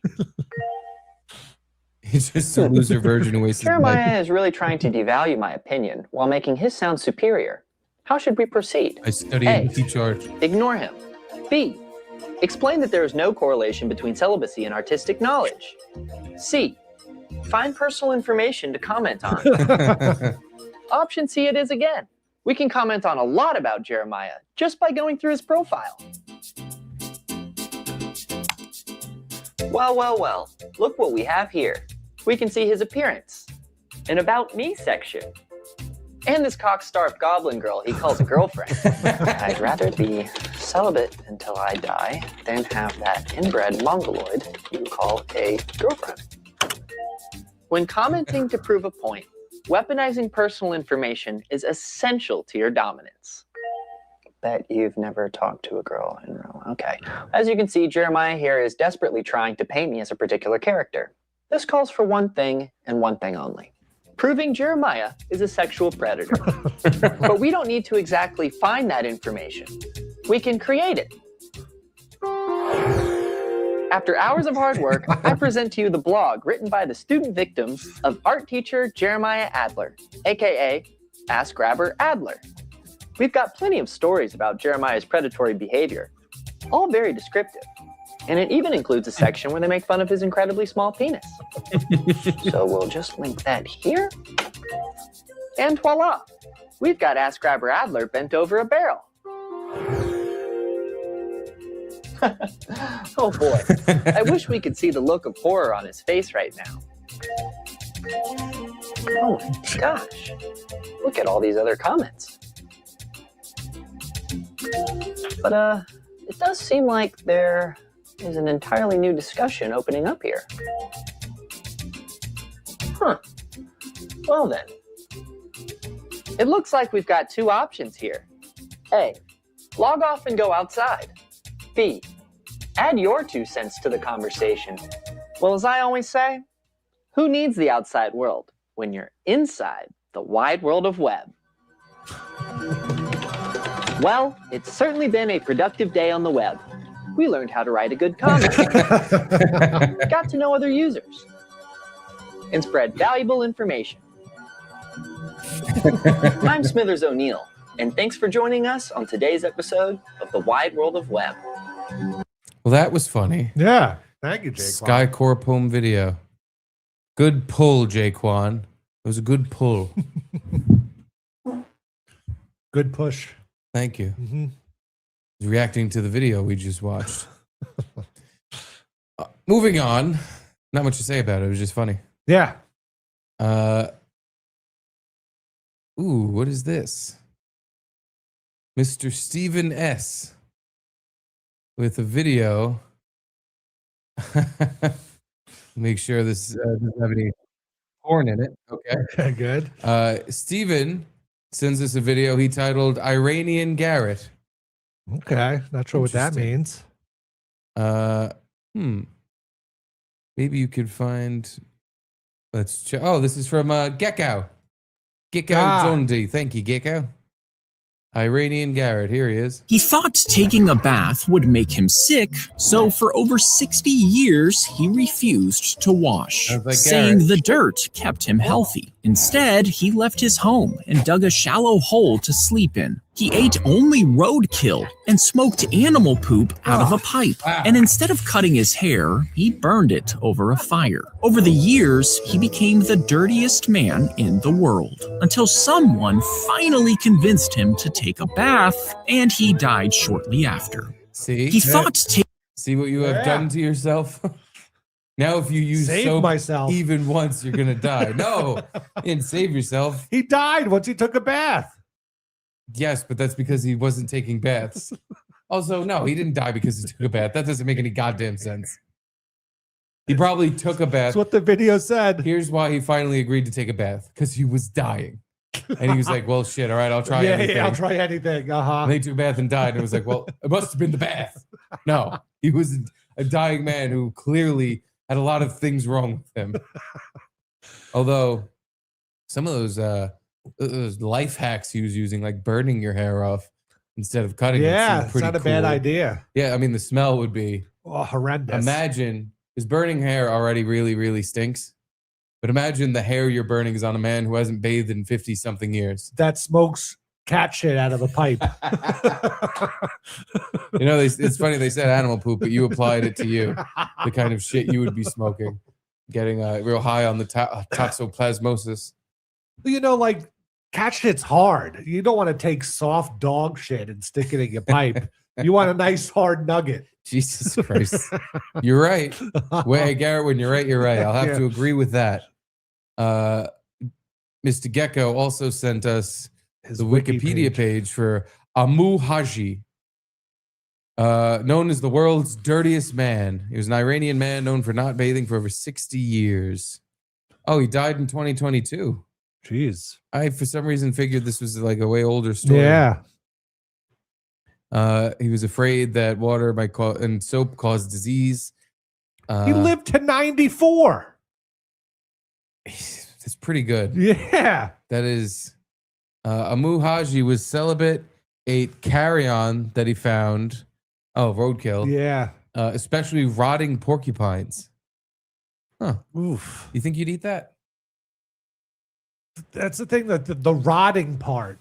I don't, just because the smell of it would probably be so repulsive. It would be, I can't imagine what the taste would be too, but just like the smell of it would be hard to stomach it. And it's just interesting that someone can do that, eat it, and survive to 94, because the smell is actually, your brain registers that smell as bad. But yeah, because it's avoid indicating it. to you, you should not even be near that. Yeah, That's yeah. going to kill you. Get away from it. Same reason shit smells bad to us. Everything that smells bad is our body warning us that doesn't, that'll kill you. Don't eat that. And so it's amazing to me that he was able to just, till he was 94 years old, eat rotting fucking roadkill porcupines. You eat the fucking needles. Yeah, right. It says he was photographed smoking multiple cigarettes simultaneously. That's pretty cool. That's badass. Yeah, and refused water, food, and other basic necessities offered to him. He drank water from puddles and rusty oil cans. Now that just sounds like Gino. Smoked animal dung using an old pipe, and wore a war helmet to fend off cold. And guess it worked. He used to rest it on his chin. And lived in a hole that he dug himself. Yeah, that we read. His skin was covered with soot because he bathed in smoke to cleanse himself. Wow. Despite being unenergetic, he lived to the age of 94, died a few months after bathing for the first time in 60 years, having been persuaded by the inhabitants of the village to do so. See also Dirty Dick, a London merchant who refused to wash after his fiancée died on their wedding day. Ugh. And it's his fiance, so they didn't even get to get married On the wedding day. on the wedding day. Yeah, She died right before, yeah. You figured they'd get married and then she died somehow, but nope. And he you was didn't even just get like, that. that's it. That's it. I'm done. I tried. I'm done trying. Call me Dirty Dick. Call me Dirty Dick. From now on, I'm going to fucking stink. I am not taking a shower. I'm not even going to rub soot off my balls. I'm done. Well, thank you, Gecko, for enlightening us on Garrett's future. It's interesting. Very interesting. Yeah, I can't wait to live to 94. Yeah, that'd be cool. You'll see the robots finally take over you'll live to 94, but you'll be allowed to be alive to 94 by our mechanical overlords. Jeff G, he wrote an email that says, maybe if you bring back the dump.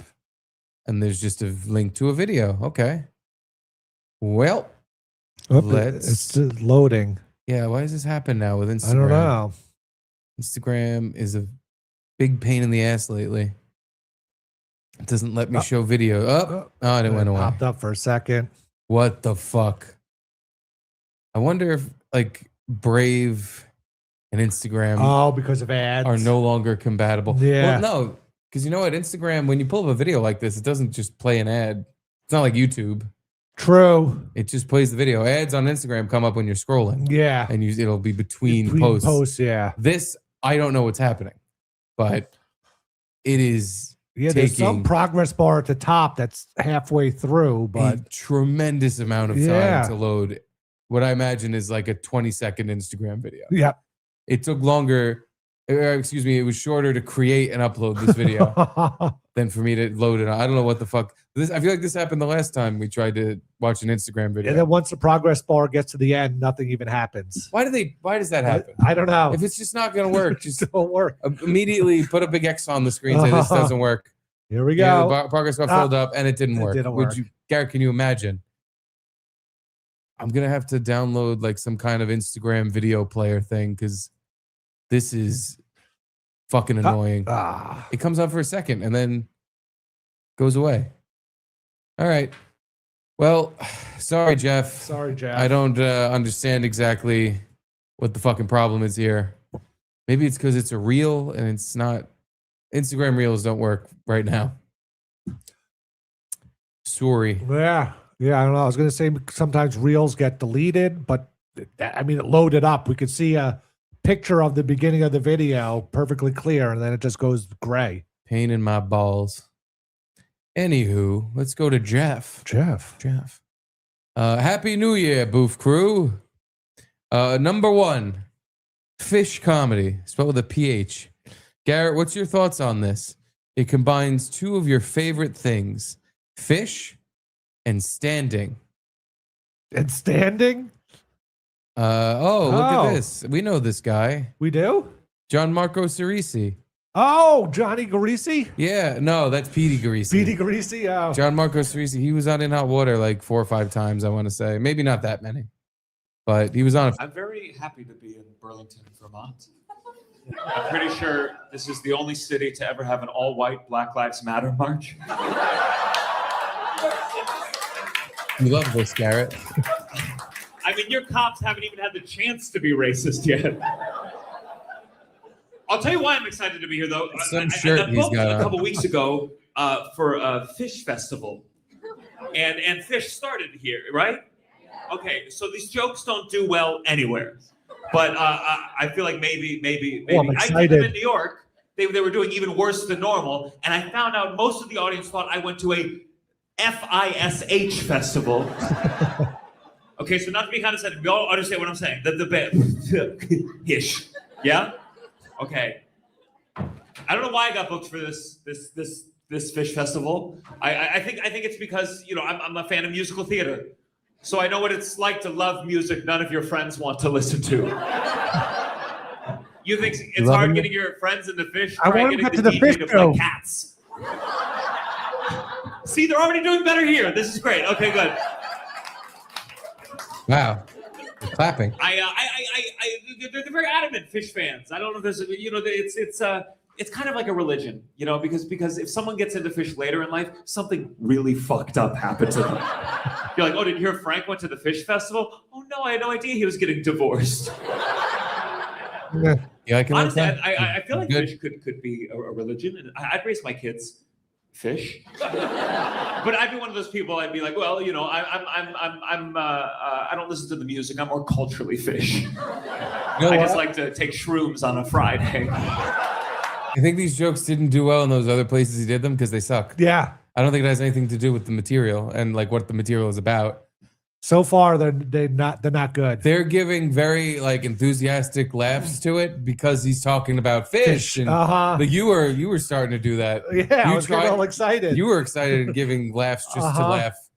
And in person, I'm sure it's that times 100 because a comedy club, you want to laugh to begin with. Then if he's talking about your thing, local reference. Oh my God. I just didn't get the reference of if you get into Phish late in life, that means something went wrong. Like, that doesn't correlate at all to my experience with. See, as someone who doesn't understand Phish, really, I get what he was saying, because my understanding of Phish is that it's like stoner, drug using, psychedelic people. Yeah. That it's as much about doing drugs as it is seeing this jam band that just jams, man, and songs don't ever really begin or end, but they just jam. So if you're getting into it later in life, that means like you're getting into drugs later in life. Okay. I think that's what he's All saying right. more. Let's break it down a little bit more. Maybe it'll be funny. Oh yeah, Phish fan or just a drug abuser? Yeah. That's what he was saying. But what was crazy is when I posted on Instagram that I was doing this Phish festival, so many people wrote me that I didn't know were, you know, like I mean, people my age, people older than me, younger than me, potheads, business people, all with just one thing in common: they were all white. I'll tell you, this Phish festival, I think it's the only all-white gathering the KKK would disapprove of. It's not bad. Yeah. So He's right. It is all white people. I tried.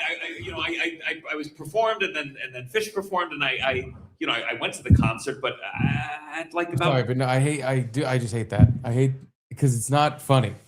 What? When people make jokes that are like, "Hey, other white people, isn't it suck that everybody was white?"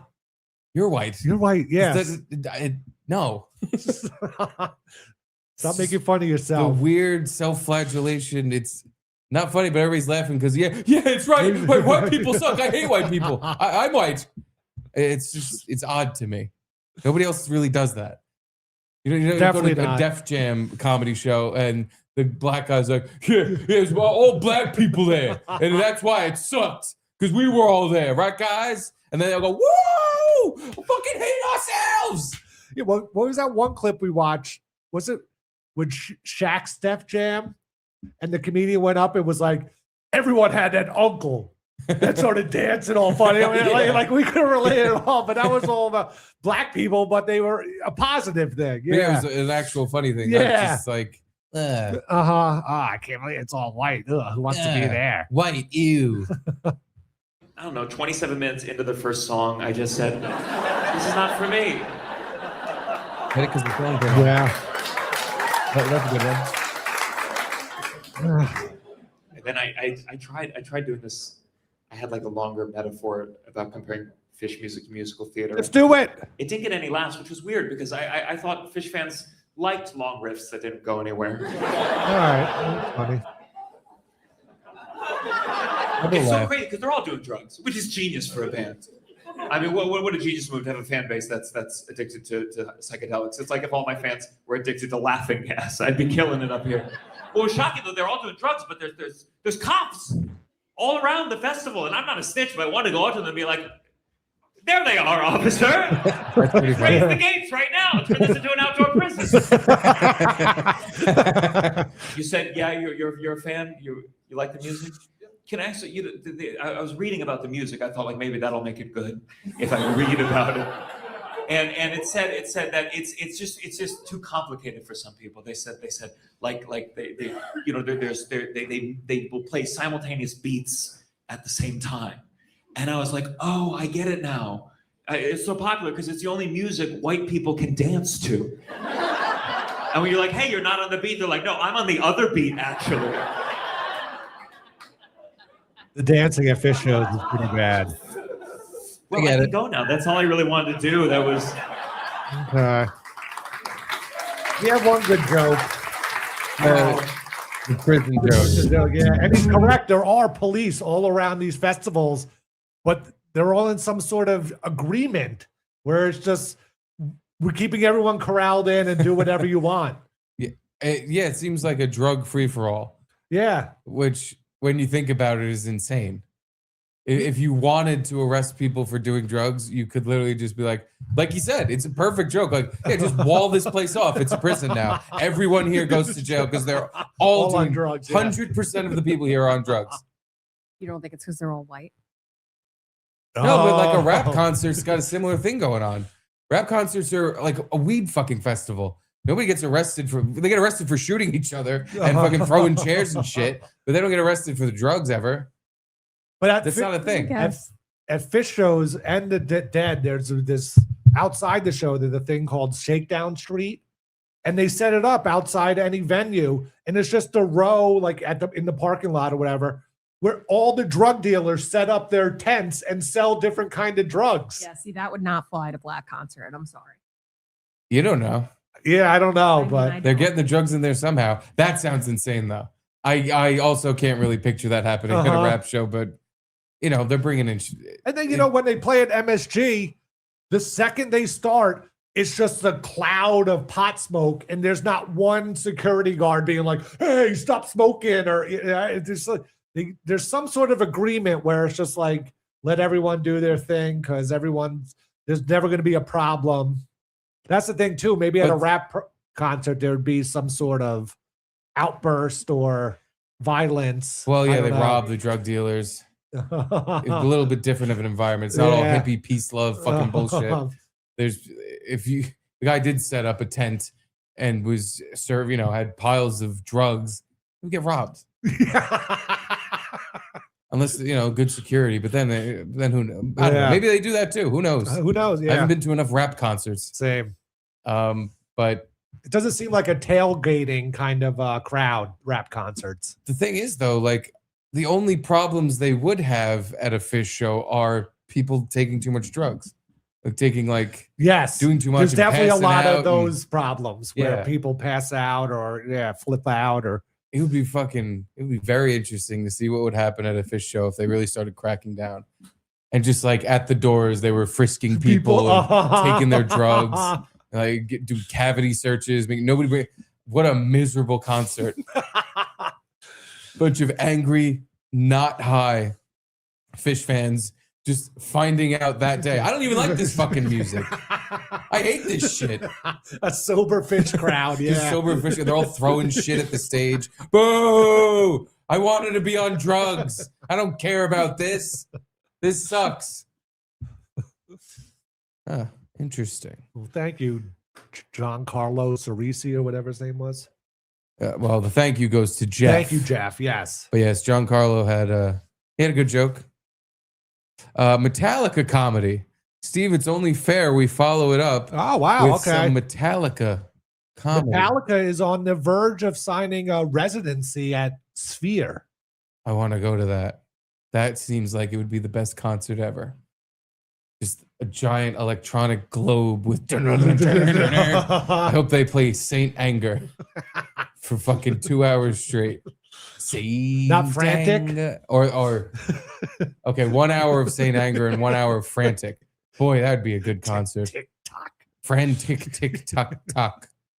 But all right, let's watch Jim Brewer, the rock and roll comedian. Was this during his rock and roll tour where he had like a band on stage? I'm sure. Rock and roll comedian Jim Brewer. Let's hear it for Jim Brewer. It's a hard venue to do comedy at. It's cool to be here as a fan. Rock and roll. Fan of Metallica, your boys right there. This is its own army. Metallica has their own army. People don't just say Metallica. When you ask about a band, like, dude, who's your favorite band? You never say Metallica. Metallica! Yeah! Who do you like? Metallica! You're James Hetfield, one of the greatest lead men of all time, a front man of all time.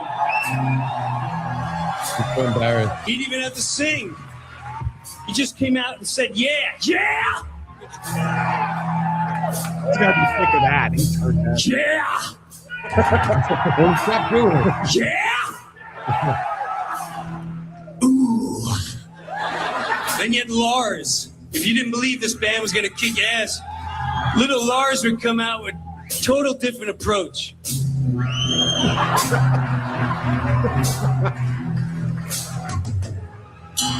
What's up there, dudes?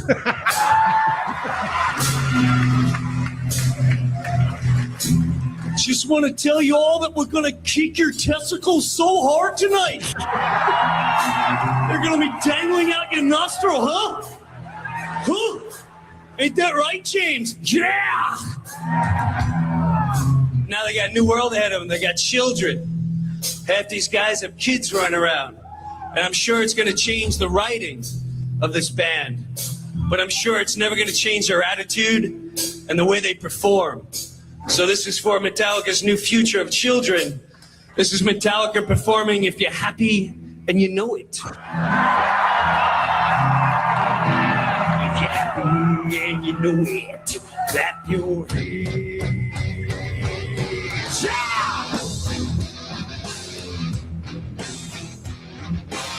Are you happy? Show me.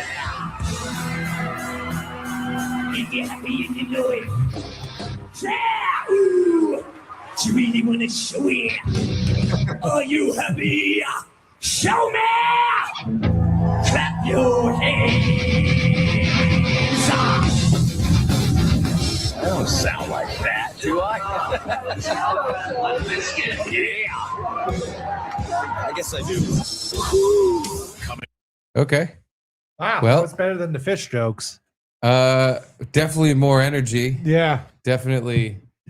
I mean, Jim Brewer, he was, because I've heard him on podcasts talking about doing those types of shows where it's not about how funny the jokes are. You just have to go up there and yell and keep everyone's attention. Because if you don't, have a lot of energy and keep everyone looking at you, they're just going to start saying, fuck you, get the fuck off the stage, we want Metallica. What was that though? Like a roast of Metallica, or like it didn't look like the Rock and Roll Hall of Fame induction, or I don't even know if Metallica's in the Rock and Roll Hall of Fame. Yeah, I don't know what that was They exactly. should be, but it seemed like a concerty thing. There was a band on stage. yeah. but- Well, no, he used to do stand up with a band on stage. Oh, that I did not. That was a thing he did without Metallica in the audience. Yeah. Yeah. So so every one of his shows didn't have Metallica in the audience. Then what were they busy? Yeah, that was better. But again, like I don't know, it wasn't exactly like uproarious. No. Oh my god, what these jokes are. He did an impression, and it was Yeah, his It's Lars funny. impression was pretty good. Yeah. Yeah. Chunky Style says, say hi to my pal Steve Zujabelli. Steve's huge belly. Steve's huge belly. Steve Zujabelli. Jabelli. Jabelli. Zujabelli. Hey, Chunky Style, I don't know if you know this, but that was kind of hurtful. I mean, look at you in that shirt. I don't even see your belly at all. Yeah. I don't even have a belly. Yeah. Where is it? Can you find it? Nope. I look pretty damn good. Yeah. No, I'm really about to pop this button on the bottom. I'm not a lean man. I'm not fed. I'm not grass fed. No. I am corn fed.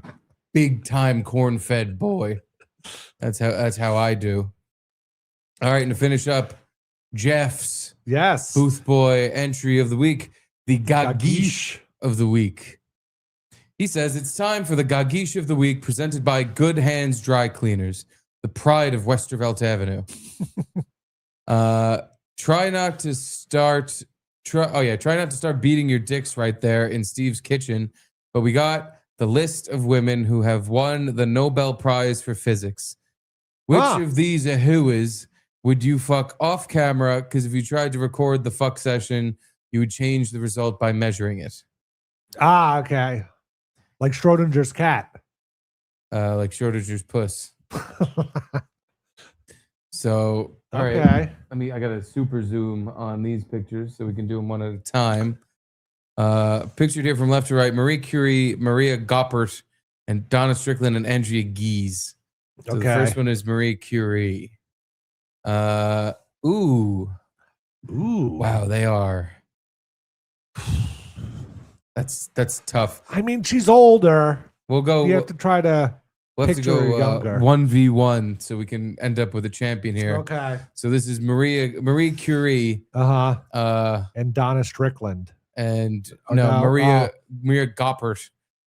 Maria Goppert. I'm sorry. No way. No way. She looks like Larry Fine with Yeah. worse teeth. Uh-huh. And that is just, thank God she was good at physics. Because gotta have something. Yeah, she has a good, I like her for her brains. But Marie Curie looks like she's not bad. She's extremely plain. She's plain, to the but point of being ugly. But she's not what I'm looking at on the right there. No. So you gotta just kind of by default Uh-huh. take scraggly haired Marie Curie over chompers over there. Oofa. Okay. All right. Marie Curie goes to the finals. Versus 2 alternate versions of Rosie O'Donnell. Oh boy. That's a toughie. That is Donna Strickland and Andrea Gaze. Gez. Donna Strickland. Ugh, man. Fuck. I'm going to go the woman on the right. She just looks more fun, like more of a goer. You know why you're picking the woman on the right? Because it looks like you in a wig. No offense. No offense taken. But we're finding out today, if given the chance, you'd fuck yourself. Don't let Garrett around any cloning technology. You look like a very intelligent woman, Garrett. Thank you very much. Yes. A Nobel Prize winner. Nobel Prize winner. Yeah. She's probably also a big chess fan. I would go the other way. I'd pick the one on the left. Oh my God, Just the horrible 'cause haircut. The haircut is very It horrible. doesn't even look like her bangs are straight across. She looks like the shitty tip of a penis. But I'm just basically, she has like blonde hair mostly. Okay. And she has gray hair on the right. And they're both bad. So I'll just go with the Okay. like younger looking one. See, I'd rather the natural gray hair than the fake blonde dye job. The Lord Farquaad haircut. Yeah. Yeah. Well, agree to disagree. Okay, so I got So Marie now- Curie versus the girl on the right, and you got I got Marie Curie versus the. So here's our bottom bitch Uh-huh. all the way on the left. I mean, when you just quickly go from here to here, the girl on the right here is like a horror movie. She's like a scary face that pops up and goes. Yeah, the teeth look. I don't know if it's the shadowing or she just got rotted teeth. She's got some fucked up teeth. Yeah. When she takes a bite into an apple, it looks like somebody was shoving jigsaw pieces into it. So all right, Marie bottom bitch versus the 2 new young fangs.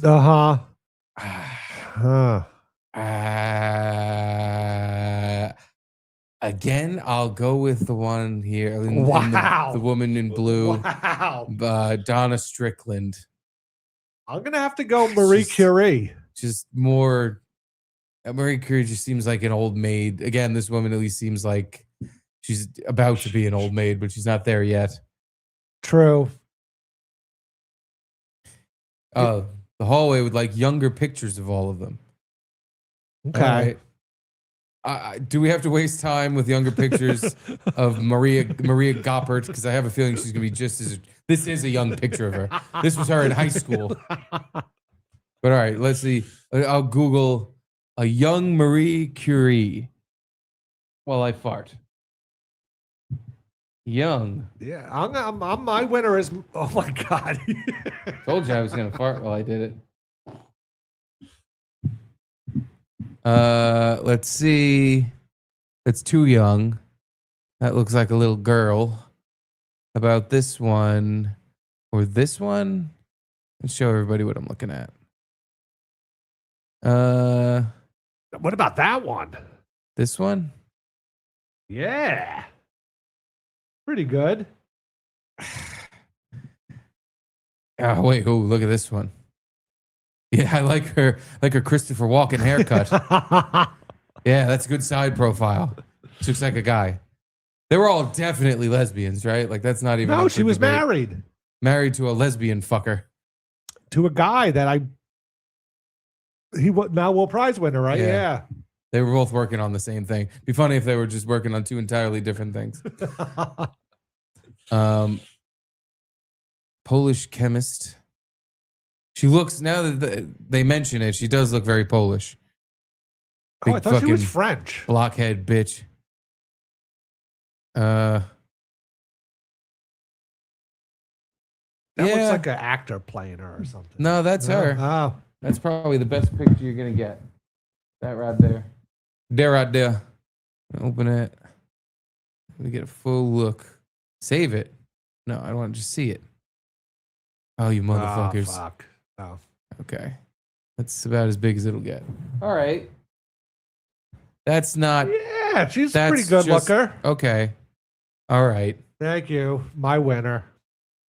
And who else were? I guess God. since that's your winner, we'll just skip to mine. How about a young Donna? She even has an unattractive name. Hey, Donna. Donna. Let's see. Young. I don't even know if this will come up. What is it? Donna Strickland? Yeah, of Strickland Propane. See. All right.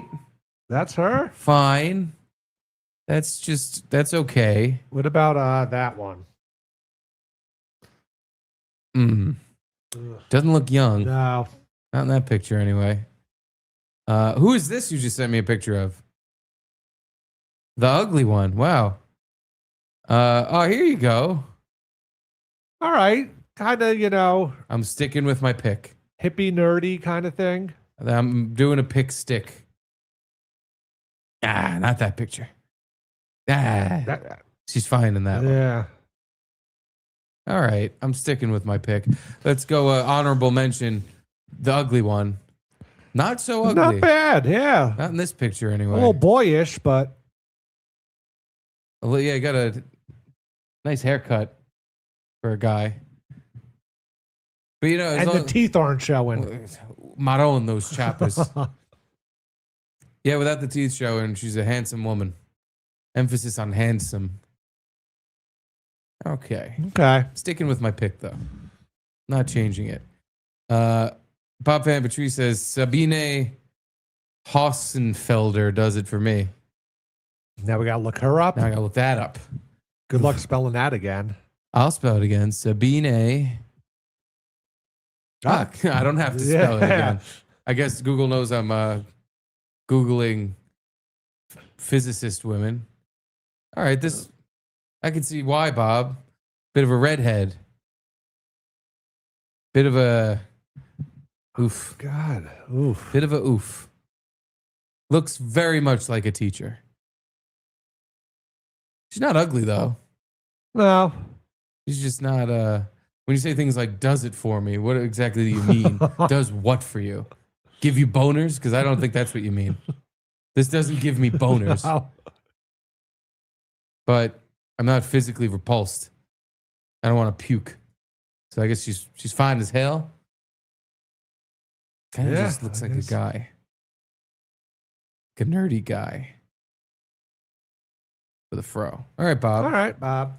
You go jerk off to that. Yeah. Tell us how it goes. Fine as hell. Thank you, Jeff, for the Thank you, GaGeesh of Jeff. the week and the band For the, comedy. Booth Boy Cavalcade. Yeah. We still have a few people left. And we didn't even go to the Patreon. I know. We have to address the Patreon Booth Boys. All right, Johnny Clare sent a quick Booth Boy video. Okay. We have time for a quick one. Always have time for a quick one. Oh, and this is from Johnny Clare's YouTube page. Oh, all right. Good for you, Johnny Clare. Follow him on YouTube. You just earned yourself a view. I know, hi guys. I know Steve hates soccer and Garrett hates these people. But I just wanted to show you this. This guy, he stands like that for the entire game. And then there's a guy in whiteface next to African Steve. Very racist, Johnny. Whiteface. What kind of thing is that to say? African. That is African Steve. My body type. Large, in charge. But this guy. Yeah, the Hitler salute guy. Well, it's more. His arm is crooked. Yeah. Enough of an angle to un-Hitler his True, stance you're there. right. That's dedication, though. There was a guy in India who kind of did this once. Oh my God! He held his arm up in a Hitler salute for like what 60 years or And something. then it got stuck that way. Well, yeah, all the muscle muscles. and everything, the sinew all atrophied Yeah. to the point where he couldn't move it after a few years. So his arm got stuck in a salute. So even if people tried to push it down, it just didn't work. But this guy, he's on the road to that happening. If he keeps this bullshit up. Looks like their fans have fun now. Yeah. I guess all soccer fans seem to have fun. Soccer fans have fun. Yeah. Except for, people who watch it who don't like it particularly. They don't have any fun. I don't know. I go a little bit back and forth with soccer, football. Like a few weeks ago, I put it on because the great thing about it, watching, football in the U.S. is that all the big matches that are happening in Europe are happening like in the afternoon or in the morning here. Yes. So before American sports come on, you can watch some like some of the, the big games that are going on in Europe, and it's exciting. And then you remember, oh wait, when I say exciting, I mean this game just ended 0-0. And did it? No, but no, it happens. It does happen. I've watched games where that happened, and get my money back on a bet because just nobody won. Although to get your money back, you have to choose win or draw. If you just pick win, you lose. Yeah. It's really cool when that happens. What teams did you see? Recently, I don't even remember. I think it was English. It was Premier English Premier League. League. Okay. And Liverpool, Aston Villa, Manchester City, Man United. No. Bournemouth. No. Arsenal, Tottenham. Arsenal. Okay. Well, I think they were playing West Ham. West Ham. I remember all right. that one because it's the name of a food. It's a direction and a food. Easy to remember. Okay. I think I could be wrong. But again, I put it on for maybe 10 minutes and was like, yeah, I'm bored of this. Okay. I'm bored of this. I'm bored. Anyway, thank you, Johnny Claire, for introducing us to that lovely man from the Congo. Please, I'd love to visit. He's their fireman Ed. Yeah. Fireman Babushkari. Bob Fan Patrice, for a physicist, that's top of the heap. Yeah. Yeah, you're not exactly wrong. Can't argue with that. Sabine Hassenfelder. She is definitely, she's in the heap. I'll give her that. Just in a heap. Let's do one more. Okay. Let's give the people, we'll try to satisfy as many booth boys as we can with our mouths. But you know what? We actually did a couple of his videos already. All right, let's do Jeff G. Okay. Jeff G says, for Garrett, is the in my mom's car person transer? In my mom's car. In my mom's car. Vroom, vroom. The reason we couldn't do Jeff G's. Oh, wait. Damn it. It tricked me again. The reason we couldn't do Jeff G's video before is because it's an Instagram video. And yet again, Get out the car. Get out the car. Maybe I can star Jeff's videos and we can play them tomorrow in Harlem. Yes. He will probably be able to play them. Because I don't know what's going on with the Brave browser and Instagram. But it don't work. Well, that's how we'll end it. It didn't work. Sorry, Jeff.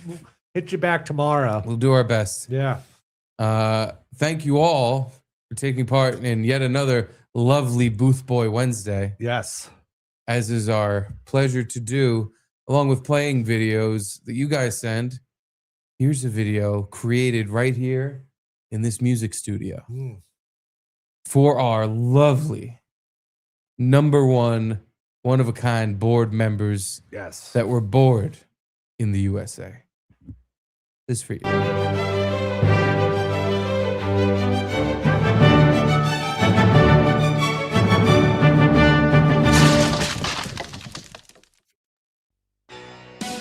Hello, gassers. It's the boss. And this is another Garrett and Steve Club commemorative plaque song. For all the members out there, we really appreciate you. Tell Max Weinberg I said hello. Here we go.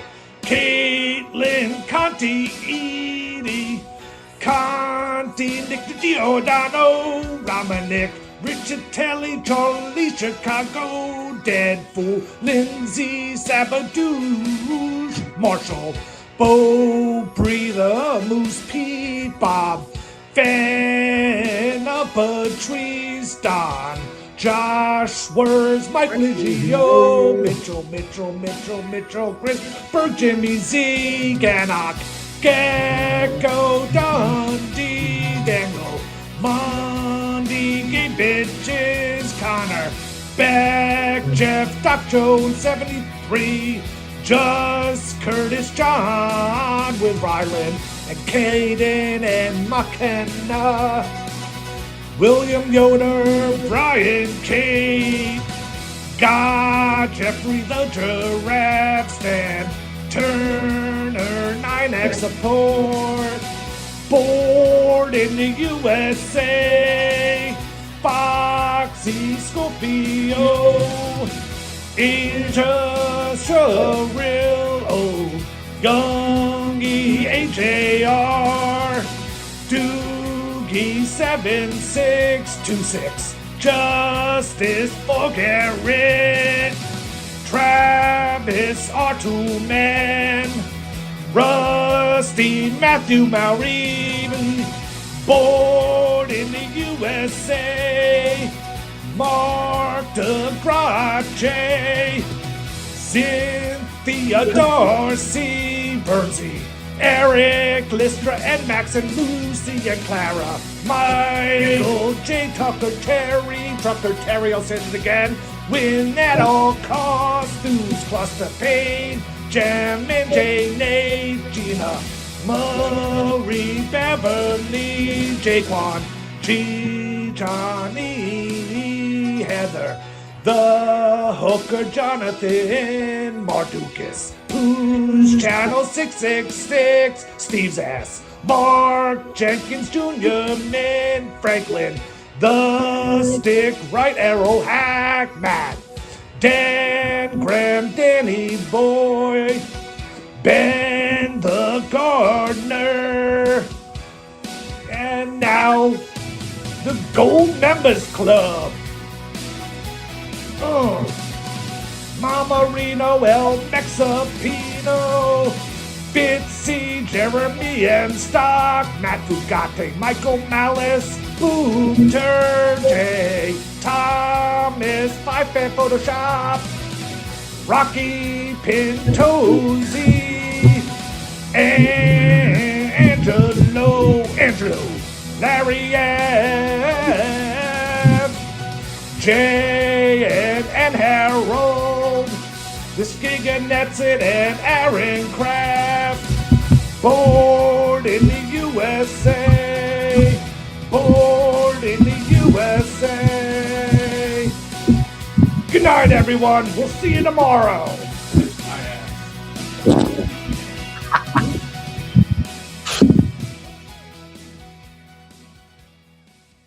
Woo! Special cameo by your ass at the end of that song. I farted right as I said, "That's my ass." That's called timing. Well, thank you all for watching. Thank you all for watching. Especially yes. Win at All Costs, Bob Fan of Patrice, Angelo, Bernie G, even Pork Chops. Even Pork Chops. He farted. Pork Chops. And even Brian Anthony. Yeah. And Mr. White.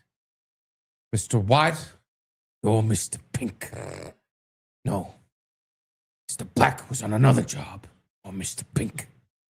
Thank you for watching, Garrett and Steve. We'll see you guys tomorrow. Fat and Gay Matinee, Harlem Nights. Will you please join us? Please? Begging. Please join. Do I have to get on my knees and beg? Thanks for watching. See you tomorrow. Bye. Love you.